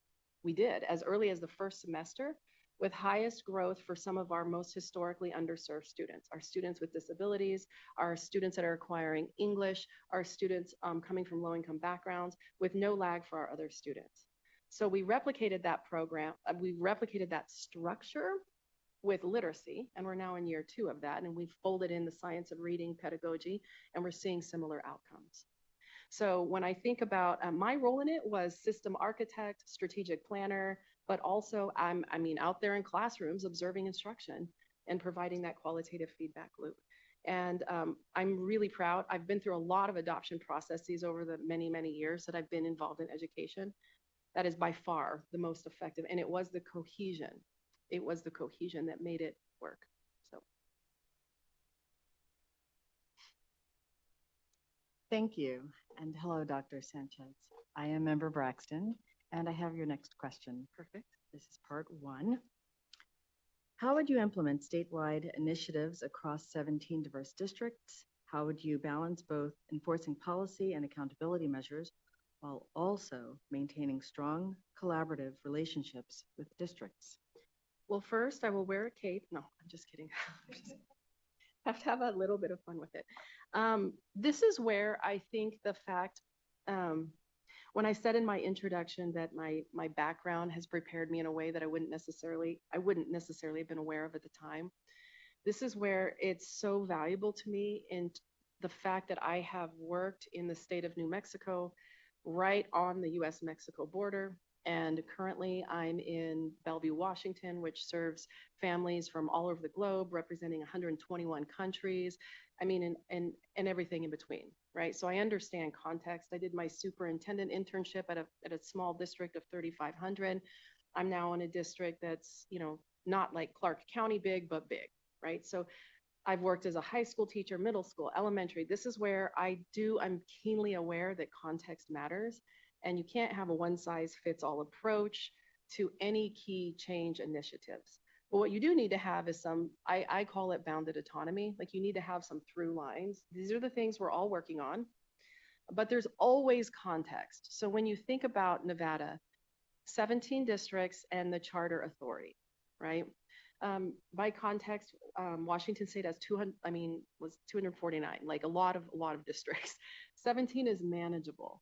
And every district in this state is going to have its own personality and its own set of unique circumstances, and you have to attend to that. So the way that I think about it is, this might sound overly simplistic, but I better pound the pavement.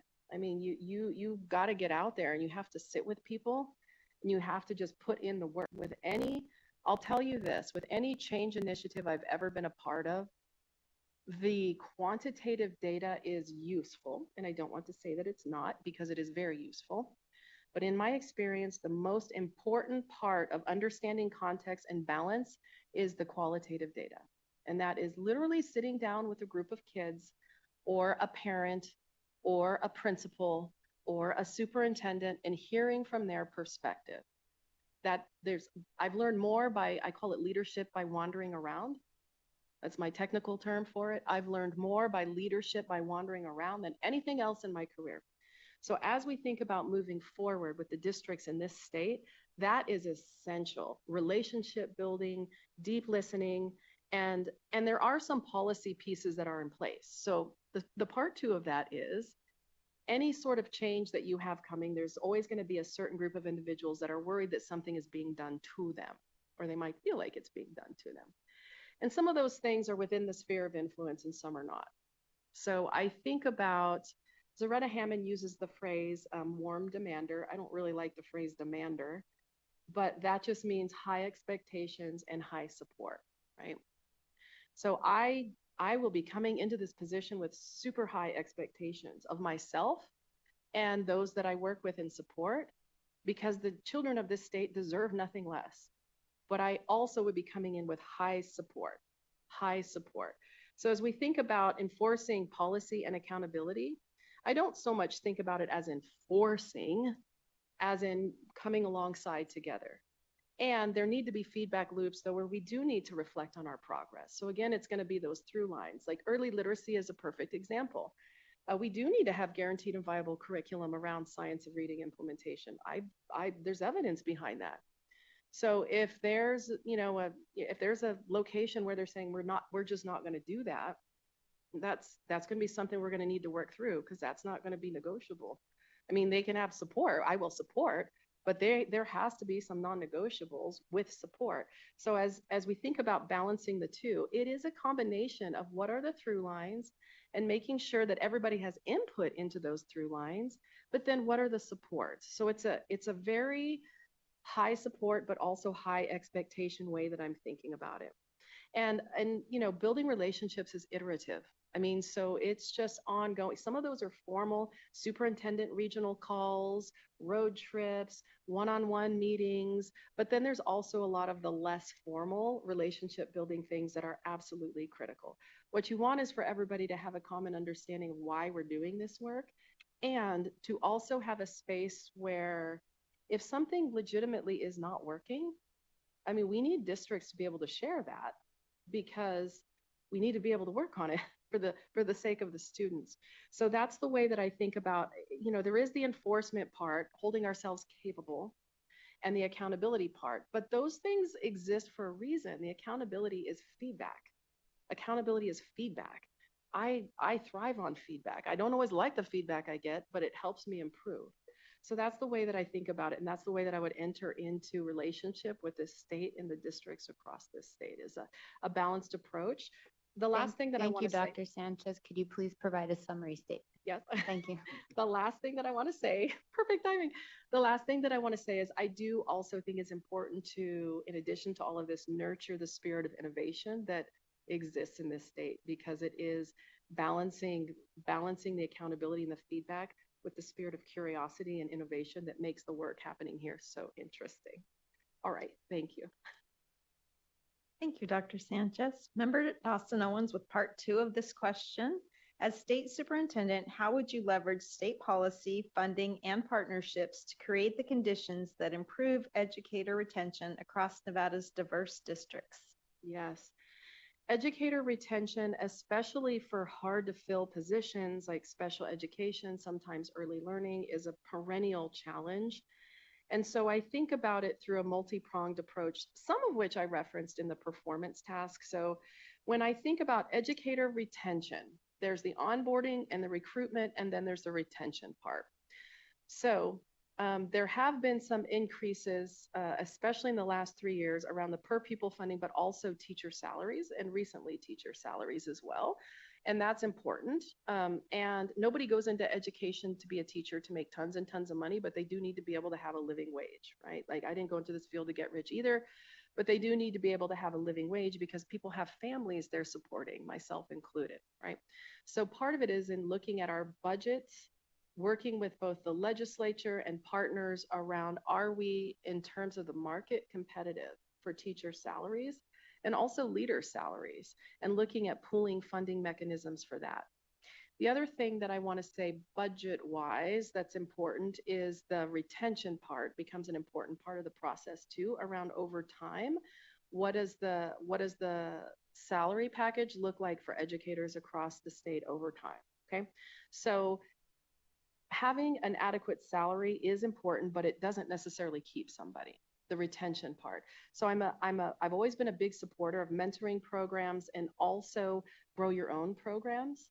And we've had some great success with those in other areas. And that would be, so for somebody that's a paraeducator, for example, providing structural opportunities for them to earn their teaching credential or something like that is an important part of both growing your own and retention. Now, your rural districts are going to have challenges that Clark County won't have. And Clark County is going to have some challenges that a rural district might have. So I really do think about it through the state policy lens and the funding lens as around the budget conversation around, and that, you know, anytime you have the biennial legislature, there's going to be a lot of work going into that piece. And there's also the partnerships part though. So there's the ensuring that we are competitive and that the larger community understands why we need to be competitive with salaries, which is a really big part. That's a really big part of the equation. But then also, how are we partnering with both external partners like Teach for America, AmeriCorps, things like that, universities and organizations, so that we can then get some additional investment to building the capacity and onboarding of educators. So I think about it in a multi-pronged way.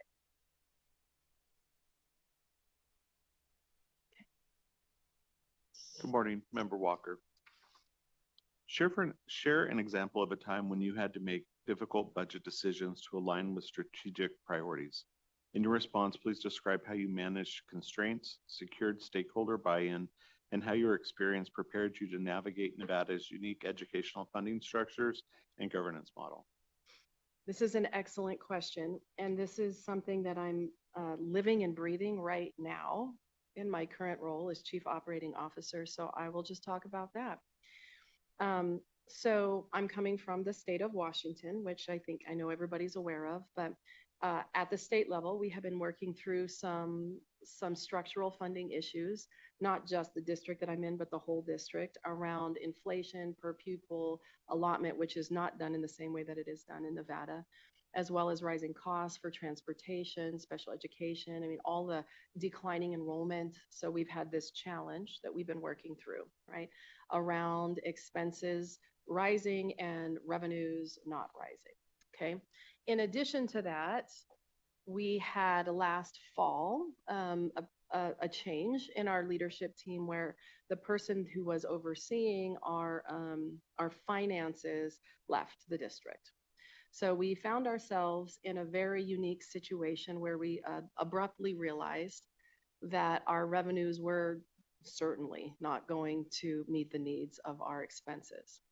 And so that aligned with my transition into the Chief Operating Officer role with the specific task of being a key part of a fiscal recovery plan. And so we had to, I'm mentioning all of this because we had to very quickly figure out how we were going to go about making some very difficult decisions and what our priorities were going to be. What I think is important for this board and anybody listening to understand is that we went back to our strategic goals and our core values, because as I mentioned previously, a budget is an ethical document. It truly is. And so there were a lot of things we could have done. And there were some things we intentionally chose not to do. So we aligned our reductions plan to our core values. So what I mean by that is we did not eliminate key programs that we felt were essential for our students, any of them. And in fact, we added some innovative programs and we looked for other ways to make reductions, right? So the central office is half the size that it was before. We did have to reduce building administrators very dramatically. We did have to make some really difficult decisions, but what we did not do is we didn't get rid of our high school 7-period day, as an example, even though the state doesn't pay for it, because it provides our students lots of flexibility with the courses that they take in high school. We did not reduce or minimize any of our innovative programs. In fact, we launched a new bilingual dual language program because for Japanese, which just launched this fall, which is launching next week, because what we found is that we were getting some feedback that you should cut everything, but the spirit of our core values is around innovation and access for students. So we aligned the decisions by keeping those things. And in fact, keeping the innovative programs has bolstered our enrollment. The way in which we went about doing that was I did 100 listening sessions in literally 10 days to get information from every school and community and just sit down, compile that information. We worked closely with our board of directors, who are incredible, and we put together a board-approved spending reduction plan. Only after going out into the community, getting copious feedback and aligning it next to our core values. Then we made the decisions about the very difficult budget cuts that we did have to make. And the last thing I'll say is we worked with our legislatures to enact some changes in state law that are truly transformative. Just as one example, one which enables us, previously this was not a part of the law, enables the district to sell a piece of property and take the proceeds from that sale and put it into the general fund to restore our fund balance. And so we worked with our at the policy level in order to accomplish that as well.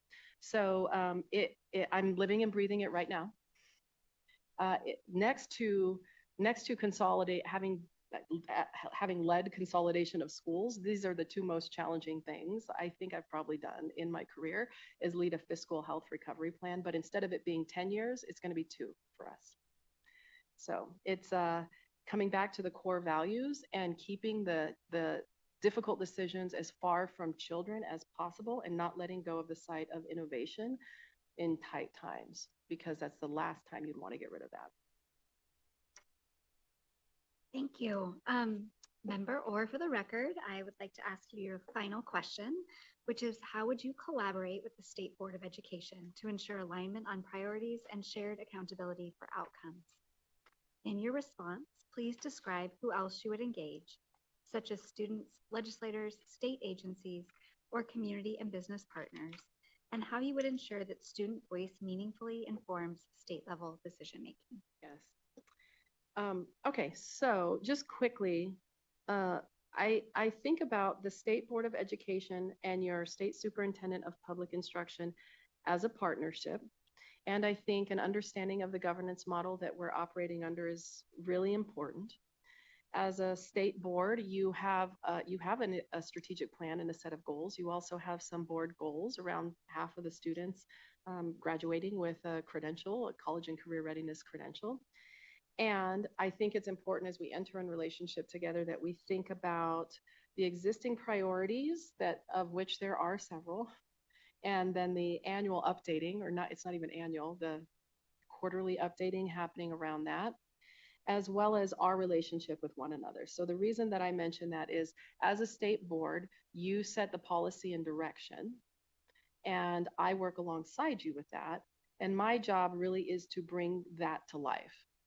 My job is implementing the direction that the board has set and that we work together on.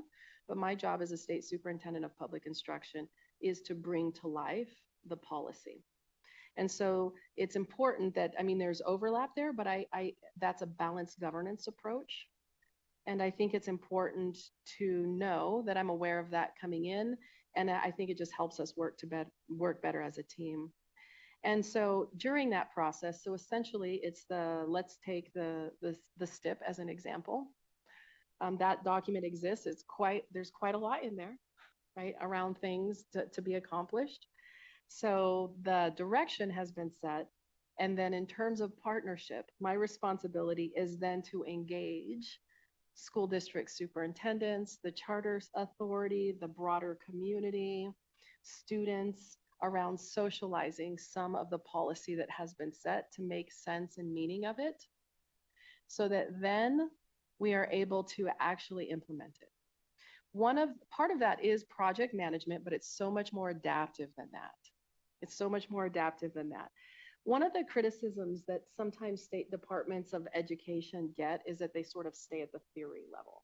It's one of the risks. You know, there's some criticism across states that the State Department puts all this stuff on paper and then nothing actually happens with it. And I do think there are states in which that does happen.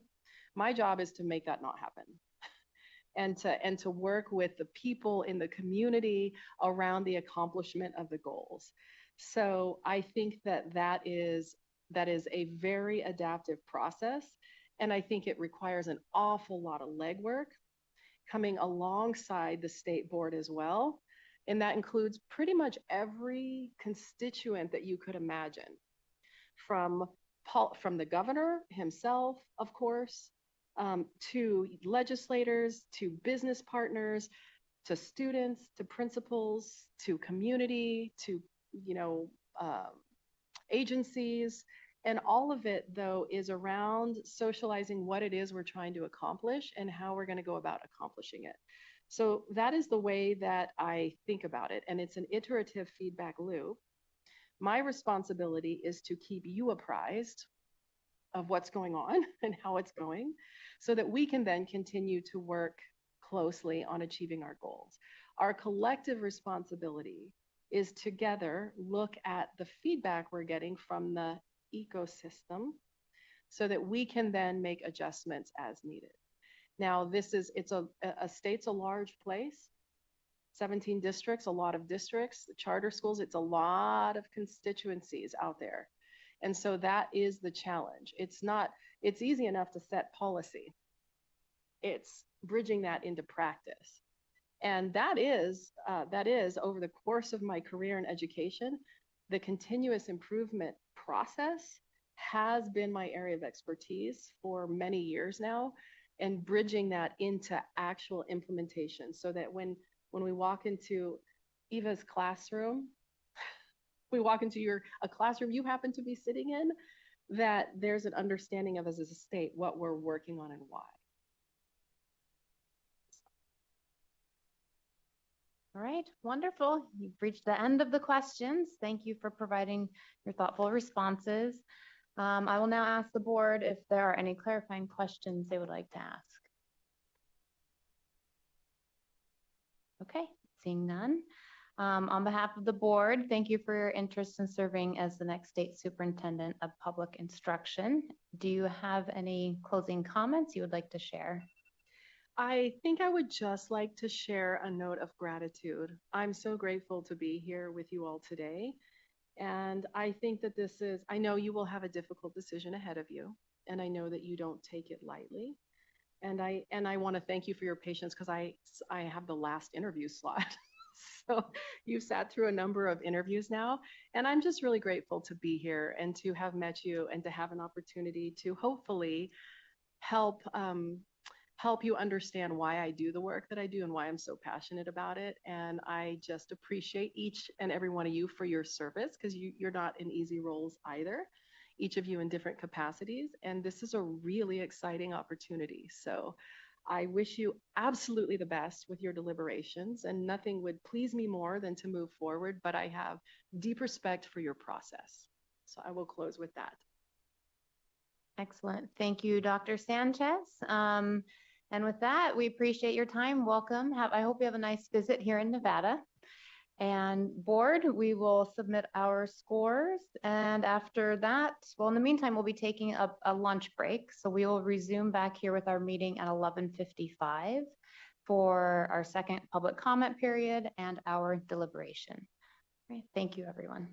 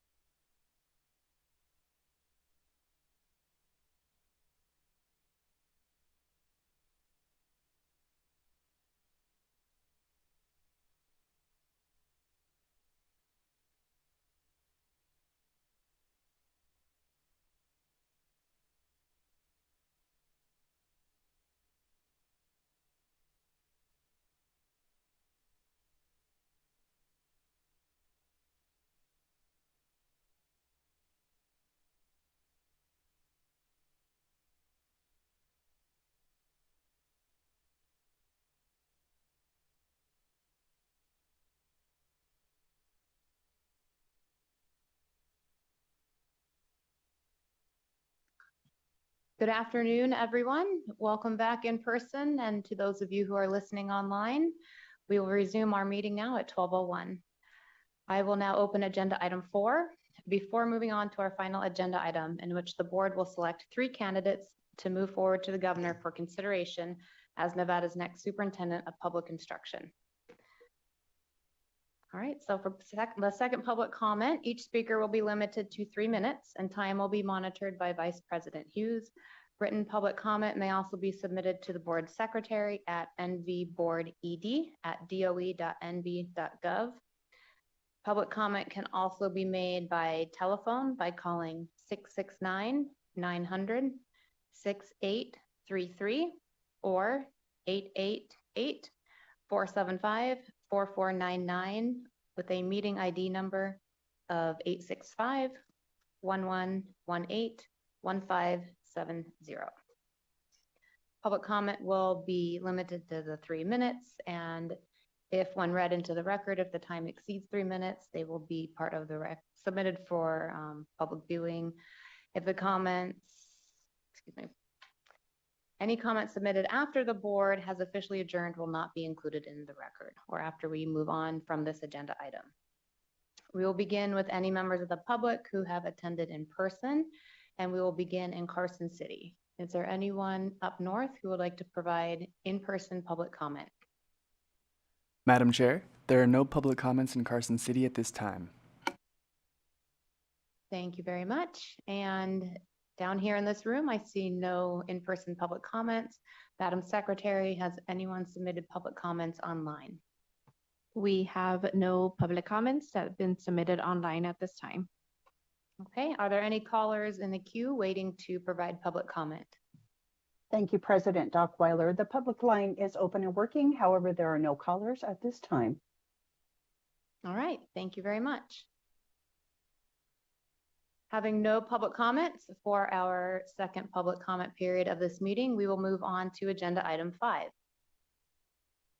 At this time, the board will deliberate on the qualifications, interview performance, and score rankings of the 6 candidates interviewed for the position of State Superintendent of Public Instruction.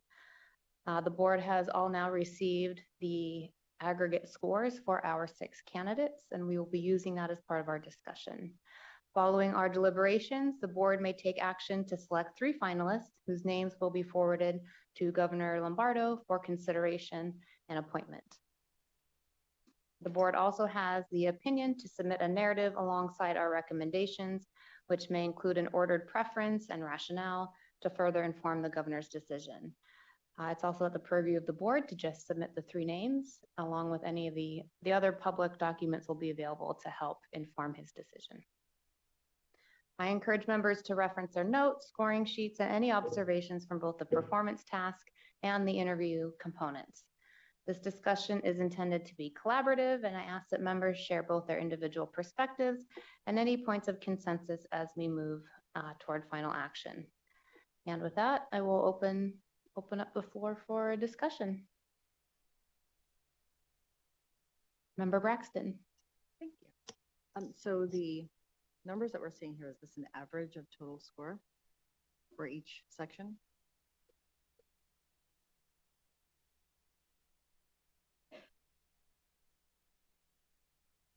One moment, Member Braxton, while we get some clarification.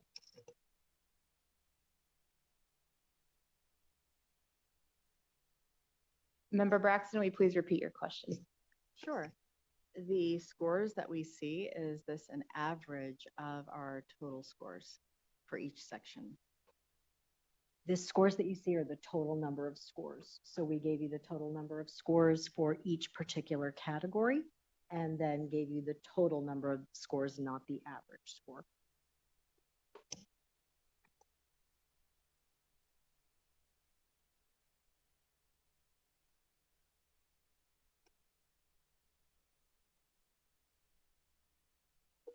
So just so everyone can follow along with what we're looking at the total scores for our 6 candidates, if we're looking at the 3 highest scoring individuals, we would be looking at, we have Dr. Wakefield and Dr. Sanchez and Dr. Coons. Those would be looking at just the top 3 scorers. In the final column, that would be combining both the performance task and the 8 interview questions. Those appear to be our top 3 candidates. I'm looking for any feedback from the board if this is representative of the names that you feel would be the top 3 candidates that we could potentially provide to the governor. This is Member Walker, and I would say those are my 3 top candidates. Thank you, Member Walker. Would anyone else like to provide their feedback?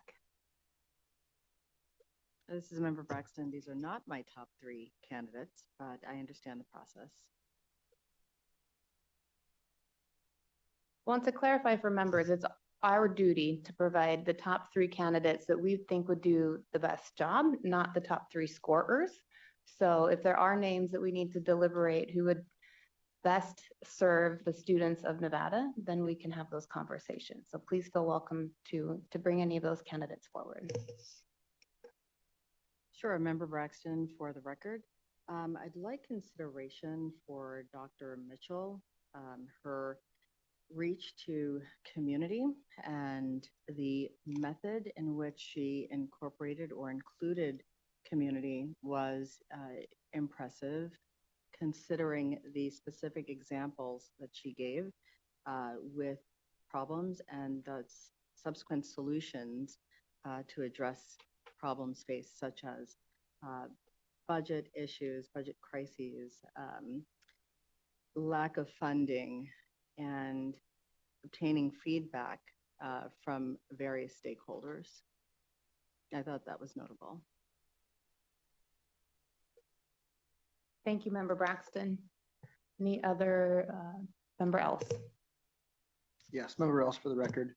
I really liked the references back to the efficiency study from Dr. Wyatt, and I feel like he has a pretty good pulse of Nevada. I thought it was apparent that he's been here in Nevada, and I think he has a pretty good understanding of some of our current challenges we're facing. Thank you, Member Else. Member Hughes. Thank you, President Dockweiler. Member Hughes for the record. This is just a thought I was going to share, less on a specific candidate, but just more on something that I think is important for us to consider, and particularly for the governor to consider. So I have personally worked with lots of districts and states and schools across the country, and one of the dilemmas and challenges that continually comes up as we think about how do we improve outcomes and experiences for kids is really that gap between theory and practice. And I think Dr. Sanchez mentioned that in her presentation, that there are a lot of good ideas out there, a lot of research out there, and everybody has access to that, obviously, but like rates of improvement are not equally distributed because the implementation gap is often the thing that systems really struggle with, of how do you align the pieces and how do you understand the real experience of practitioners on the ground so that you can develop strategies and implementation approaches that really speak to the ways in which we can get change to happen in large complex systems. So I think, it was interesting to hear from the candidates. Some people took very much like a strategic lens and a systems level thinking lens, but maybe had less of the practitioner understanding on the ground. Others are really leading from a place of experience of having been in different roles, and thinking about leveraging those experiences to be able to inform, how we can sort of push and support. And so I just wanted to offer that as like some observations that I've had across many systems. That is often where large systems, and particularly departments of education, sometimes are less successful, is because we can't figure out that right balance of theory and practice. And so whomever the candidate is, and as the governor's interviewing folks, I would really hope that he would really pay close attention in sort of what his vision is and what the right combination of factors might be. Because I think we do have some candidates, including those that are numerically in the top 3, who sort of skew on different sides of that continuum of either sort of like deep theory or deep practice, and what does he think is going to take to sort of marry the two. Thank you. And Member Braxton, for the record, this was a wonderful opportunity to see how the rubrics were interpreted by each of the candidates. This is definitely not an easy decision to make. And I see and respect the vast experience that each of the candidates have. That is to be acknowledged, that each brings something wonderful to the table. This is not a perfect world where we can, put a cape on all of them and they can be one, individual. So this was a very tough decision to make.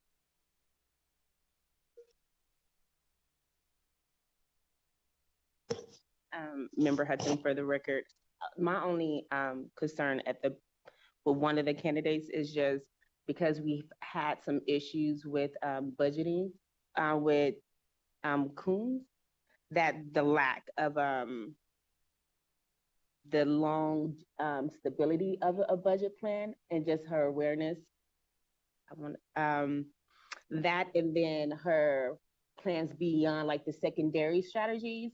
Like she had a good foundation when it came to early childhood, but then beyond that, what is that going to look like for our students? Because we're trying to get them college and career ready.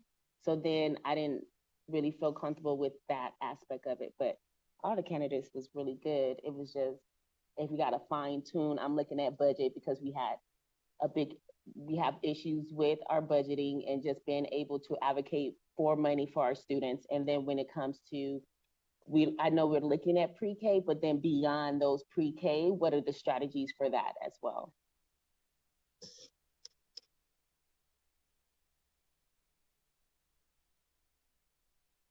Thank you, Member Hudson. Member Braxton? Member Braxton, for the record, it was interesting to hear of the practical application based on experience from the classroom to more managerial oversight positions.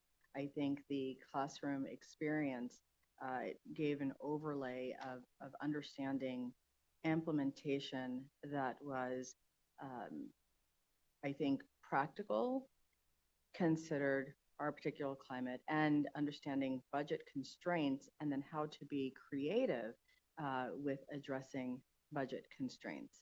I saw that with some of our candidates.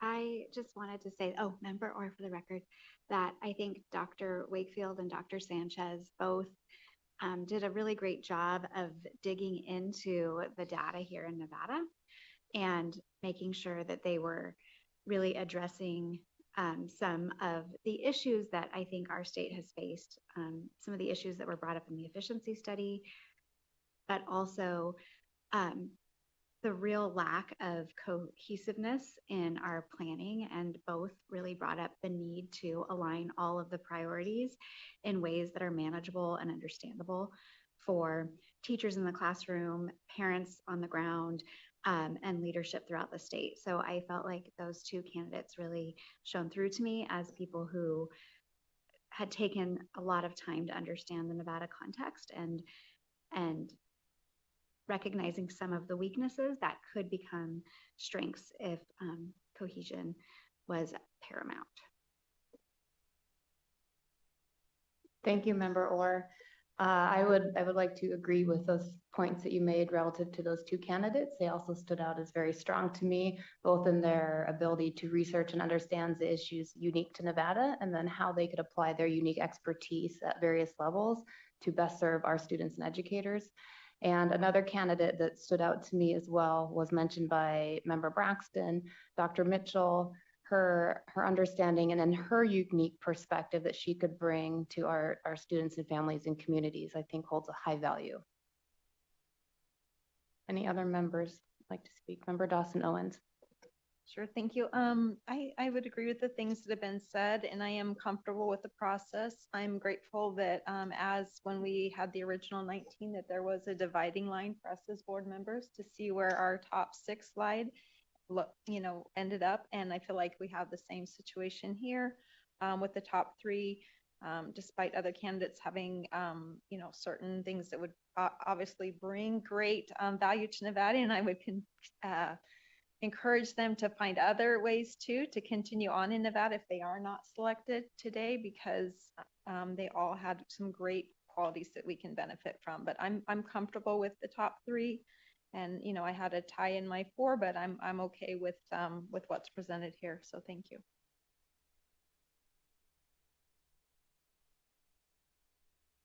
Yes, Member Land, please. We definitely value your perspective. This is Member Land for the record. I'd like to say that I agree with all the points that have been made so far. Personally, I believe that the top 3 so far and Dr. Mitchell have shown to be extremely collaborative with the student voice, and I really appreciate that. And based off what I'm seeing, I'm pretty comfortable with the top 3 as of now, just because I appreciate their acknowledgement of student voice that's been made extremely apparent. And yeah, thank you. Thank you, Member Land. Thank you for calling out the importance of student voice and really highlighting the candidates that spoke to you relative to that. Member. Listening to the discussion. We've had some concern noted about Dr. Coons, and then some people pushing for Dr. Mitchell. And so in my mind, that might warrant a conversation of that third spot, which would be a better fit for the board and to send forward to the governor, in my mind. Member Walker, I appreciate your ability to summarize our thoughts and then present us with a path forward. Thank you for that. Are there any oppositions or any suggestions if we were to move forward the 2 candidates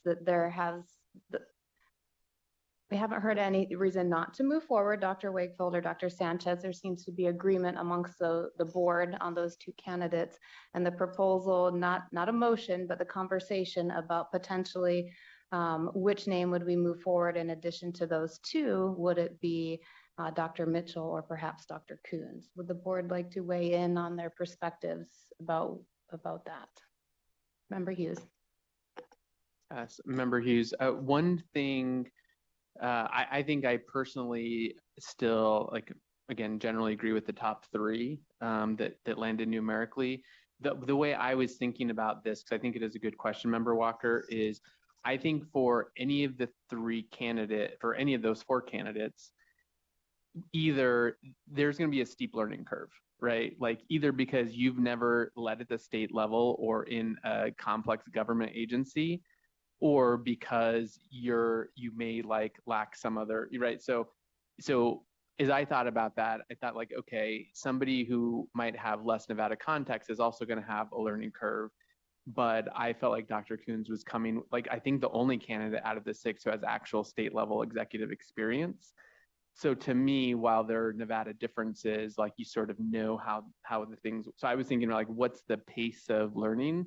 And knowing that we're at a critical junction in Nevada, like we can give people some grace period, but I don't know that we can wait forever for the learning curve. And so I was thinking about like who would be most likely to be able to jump in to sort of the core functions of the role on like the most accelerated timeline. So that's why I felt comfortable at the top 3 is like I was thinking about that learning curve. But again, I think very important things that people brought up about Dr. Mitchell and some of the assets. I will say one of the things that I liked about Dr. Mitchell, if I think about the lens of sitting in front of families and communities, like as someone who's deep in the education ecosystem, I was able to follow like what most folks were talking about. But I think Dr. Mitchell was able to communicate in a way that is more accessible to the general public. And that is also an important skill of a state level leader because you are thinking about that constituent base. And so that was one of the things that stood out to me with her candidacy.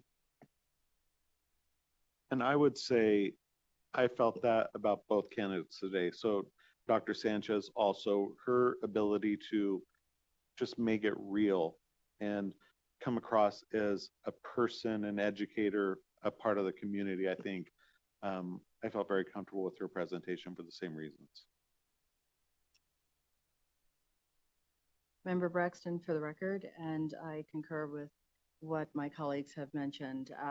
I have my order, and when I look at the presentation and the answering of questions by Dr. Coons and Dr. Mitchell, I see the passion, well, with all the candidates, I see the clear passion and dedication and an appreciation for what we have here in our great state of Nevada.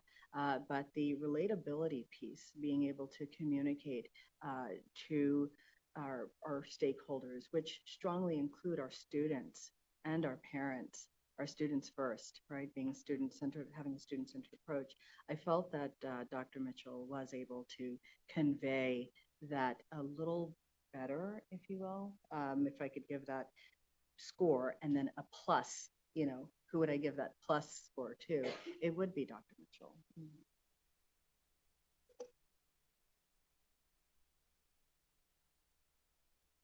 So what I'm hearing is regarding the two candidates, Dr. Coons and Dr.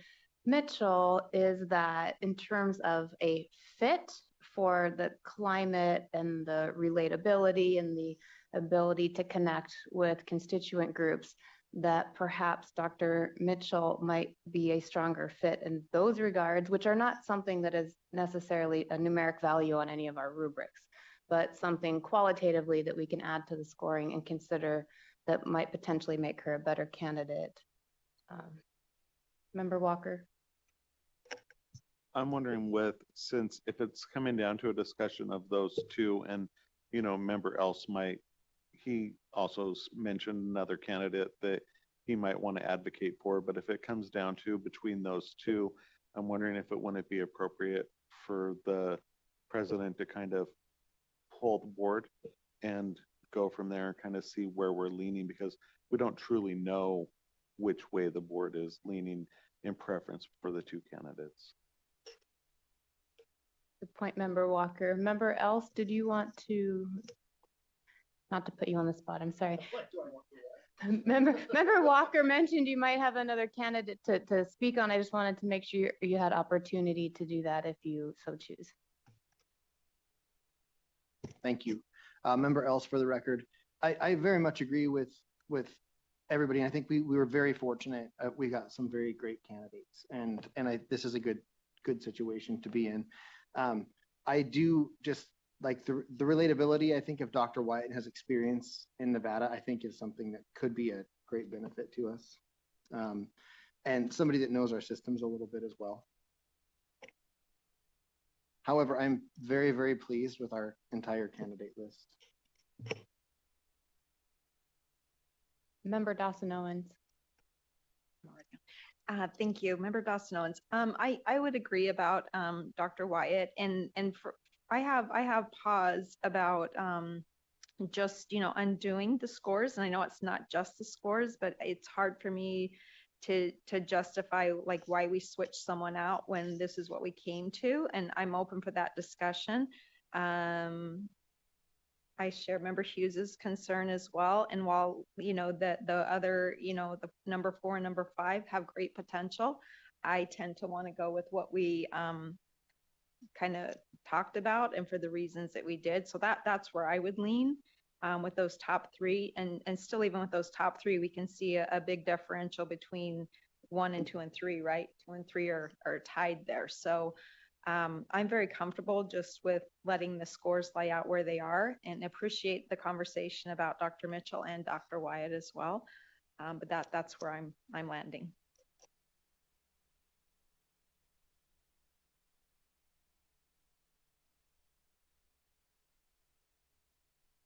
Looking at my board members, seeing who may want to have some additional comments. Member Hudson. Member Hudson. I agree with what everyone is saying, but I also have concerns.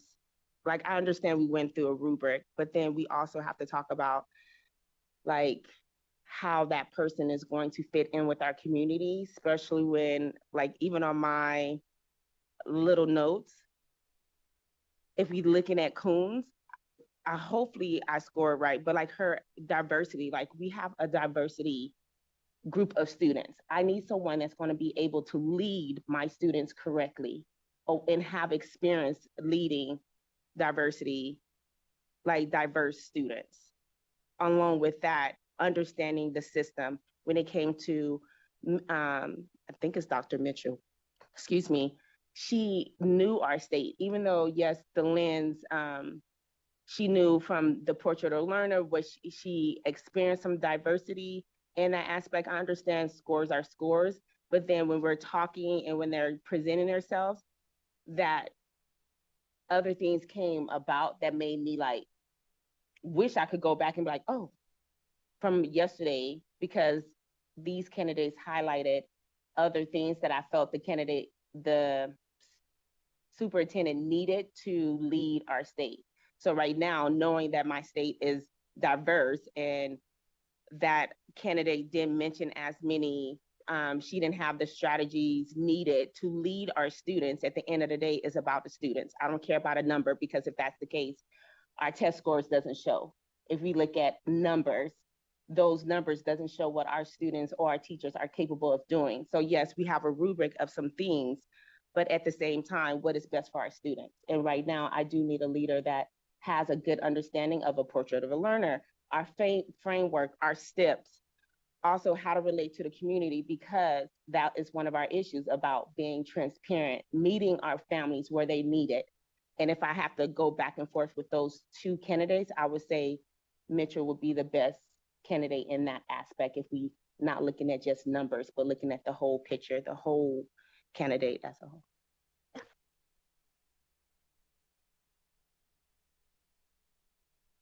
Thank you, Member Hudson. Very well said. Thank you so much. Just for clarification, Dag Odd, is it possible to send forward more than 3 candidates, or are we limited to just the 3? Thank you, President. Unfortunately, the statute does say pretty clearly that the governor is to select from a list of 3 names submitted by the state board. So I think you are limited to 3. You could probably do some ranking or some other explanation, or send these evaluation materials, but I don't think you can deviate by sending more or less than 3.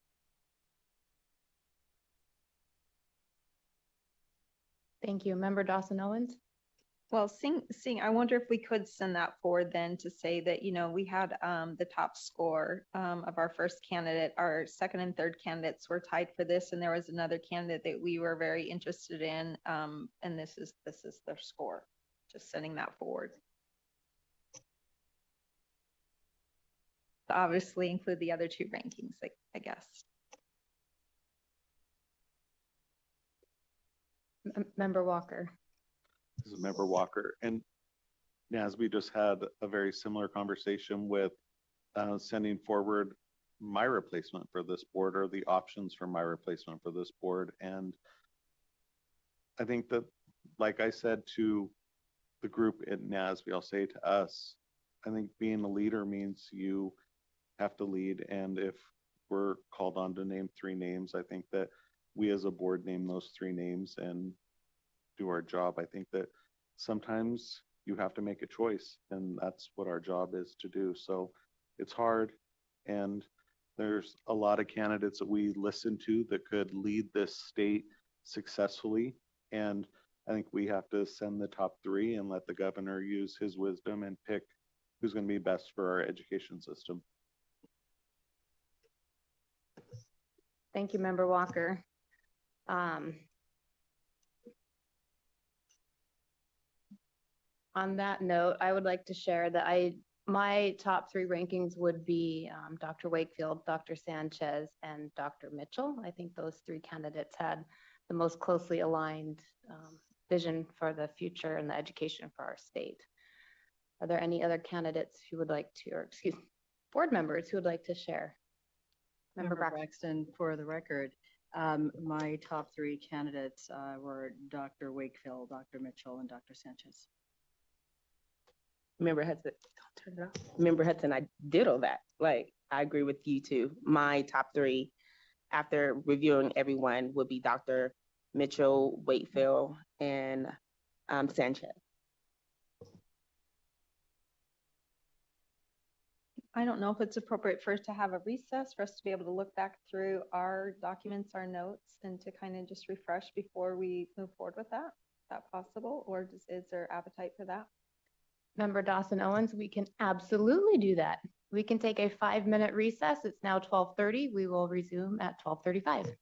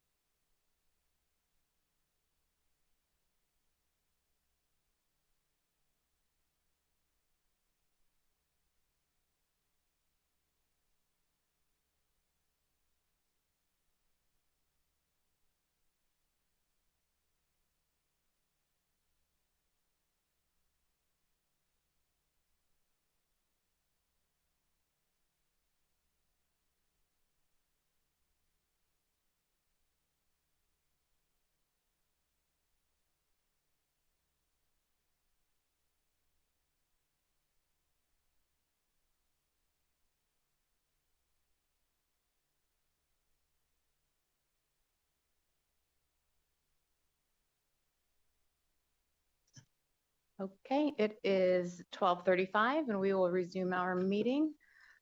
Everyone has had an opportunity to revisit the candidates and their scores, so I will look to the board members. Does anyone have any additional comments that they would like to share at this time?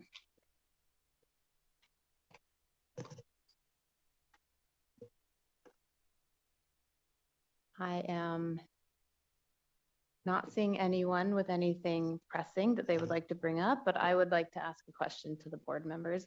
Were there any concerns or immediate concerns that are not being reflected in the scores here, but that you feel that would warrant discussion about any of the candidates, or anything on a positive note that's not reflected in the scoring that we should also have a discussion about. Member Orr? This is Member Orr. I don't think we've done a full human resources background on any of the candidates, which gives me slight pause. I've never been in the position of passing people along before I've done that. So I know that the governor's office will do all of that background work, but I think it's important to say that I don't feel 100% comfortable not having been able to call references or things like that. One area that gave me pause in the initial screening, paper screening, was that Dr. Coons has seemed to move around every few years in leadership positions. And that could be because she's looking for just the right fit. And maybe Nevada would be that, but I definitely think that we deserve some consistency and long-term support. So that would be one thing. As for Dr. Mitchell, I felt that she was friendly, easy. Like I feel that she would do a great job communicating with stakeholders across the state. And yet I don't know that she has the same level of statewide like data analysis and statewide problem solving.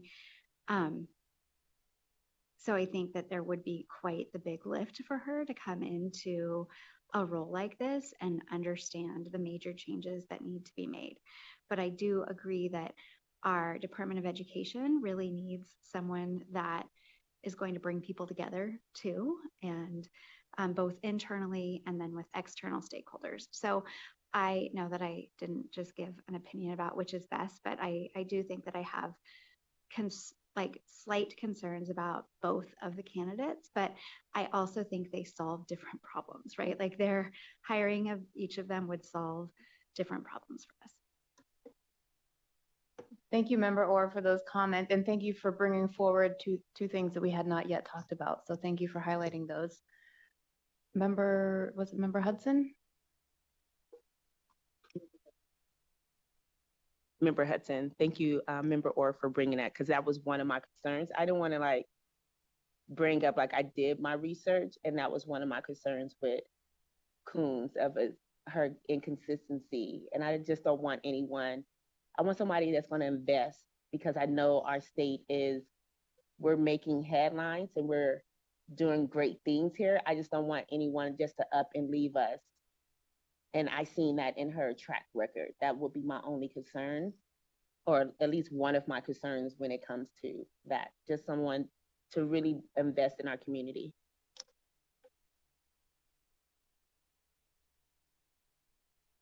Thank you, Member Hudson. Any other board members have comments?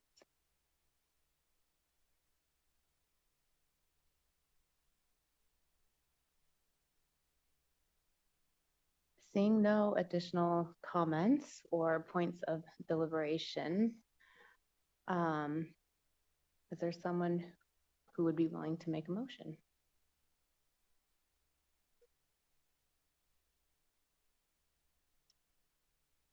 Point of clarification, is the motion regarding who the top three that we should present to the governor? Yes, and to be clear, we do not have to take a motion, but at some point we do need to take a motion on the three names to move forward to the governor.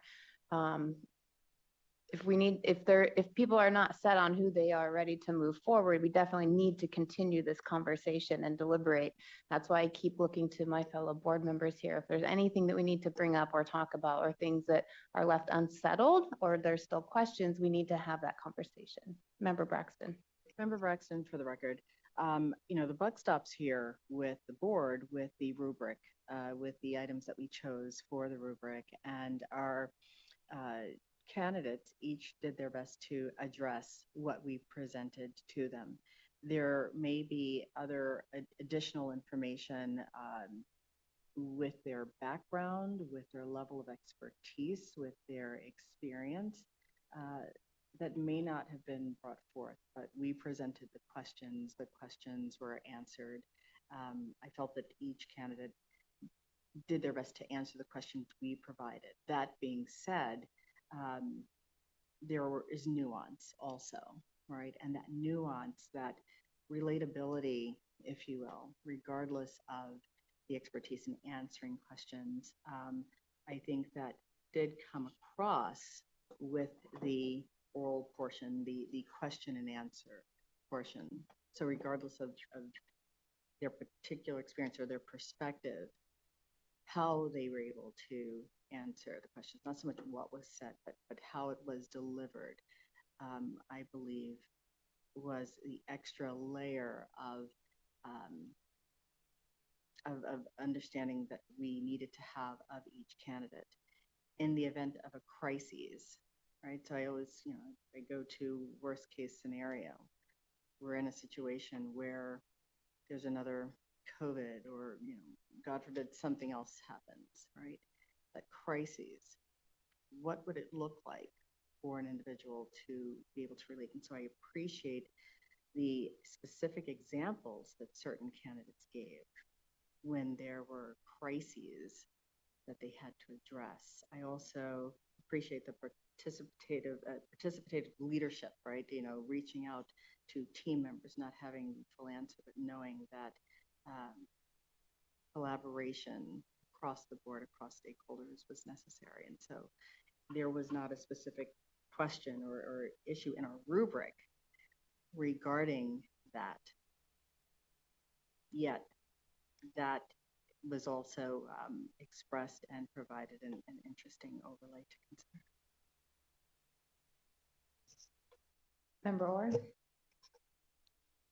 This is Member Orr. I do, as we're going back through, I can tell you that one of the reasons why, as much as I really did really like Dr. Mitchell, I did provide her with a lower score on one section, and that was the budget.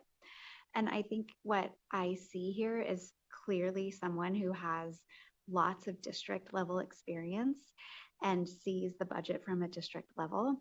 So like offering teacher pay incentives and buying broadband and things like that, which are things that you could work with the legislature on, but might not necessarily be within the state's budget and guidelines. And so I think that that's just one area where I felt like there would be a big learning curve just because of the way that our system works in the state.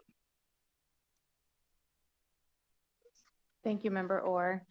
And I think it's important to highlight too, in addition to all that was learned today, the board has been in possession of the candidates' application materials and the different documents that they submitted.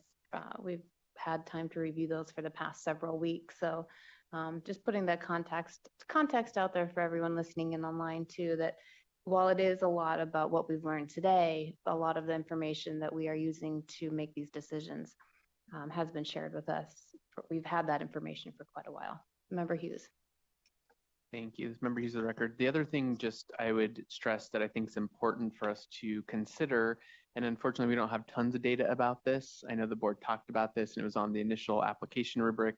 We have some indirect measures, but all of them are going to need to hire a strong team or think about the full team at NDE and sort of, hopefully supplement where they may have fewer skills. And so again, we don't have tons of direct data, but just thinking again about management experience, I think is important because they are, so that example of like budget. So then my expectation would be that, if that's sort of your own skill growth area that you're hiring like people who are really strong in that. So again, just something to think about, like if we have indirect evidence around sort of like people's management acumen and success, and some of them spoke to like their orientation to team, and we have a lot of evidence around stakeholder engagement, which I would say is like a little bit different than, sort of directly managing a team at the department. So again, just something for us to keep our eye on.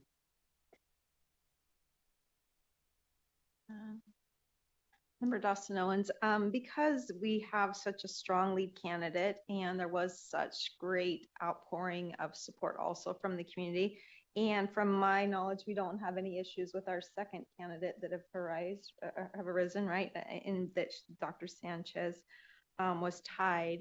and in that there is some appetite in moving forward with switching out Coons for Mitchell, correct? I'm willing to make that motion because I feel like we have at least two candidates that we are very confident in, and if that would be appropriate, unless there's other conversation.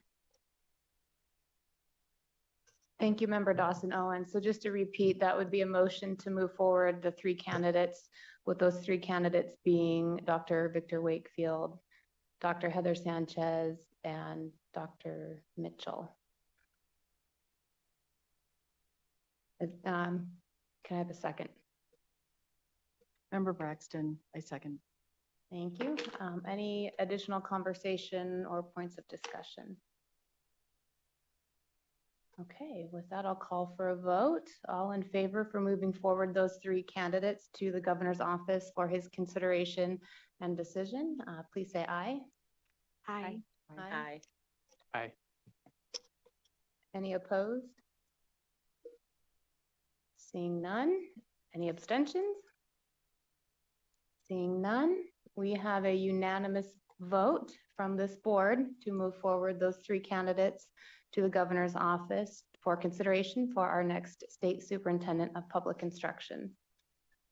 Thank you, board members, for all your work on this item and this list. Well, this is Member Walker, and congratulations to the three candidates selected, and also thank you to those who interviewed with this panel. So we had some great people here. Absolutely. Thank you so much to all who applied and sought interest in serving the students and families of Nevada. We greatly appreciate that. All right. Are there any additional? So what we will move forward to the governor are the three names, and then there will also be available all the materials that we've had at our disposal and that are made public on the NDE website. All of these recordings and our conversations will also be available to assist in informing the governor's decision. And unless anyone has anything additional they would like to add on agenda item 5, we can move on to agenda item 6, which is our adjournment. All right. Well, with that, I would like to thank all of the candidates who had interest in serving as our state superintendent. We appreciate the time and expertise that you took to share with us, and I want to greatly appreciate Deputy Superintendent Lisa Ford and Angie Castellanos for all their support during this process, and also to all the board members who spent a considerable amount of time and effort making sure that we made the best decisions for our students and the education system here in Nevada. And I just have a lot of appreciation for all that it took to get to this point, and I appreciate all of us and all the candidates who made this happen. All right, well, thank you all for your time and participation today, for being in person and for listening in online. Our next regularly scheduled meeting is September 10th at 9 a.m. And if there are no further questions, we will adjourn the meeting at 12:49. Thank you.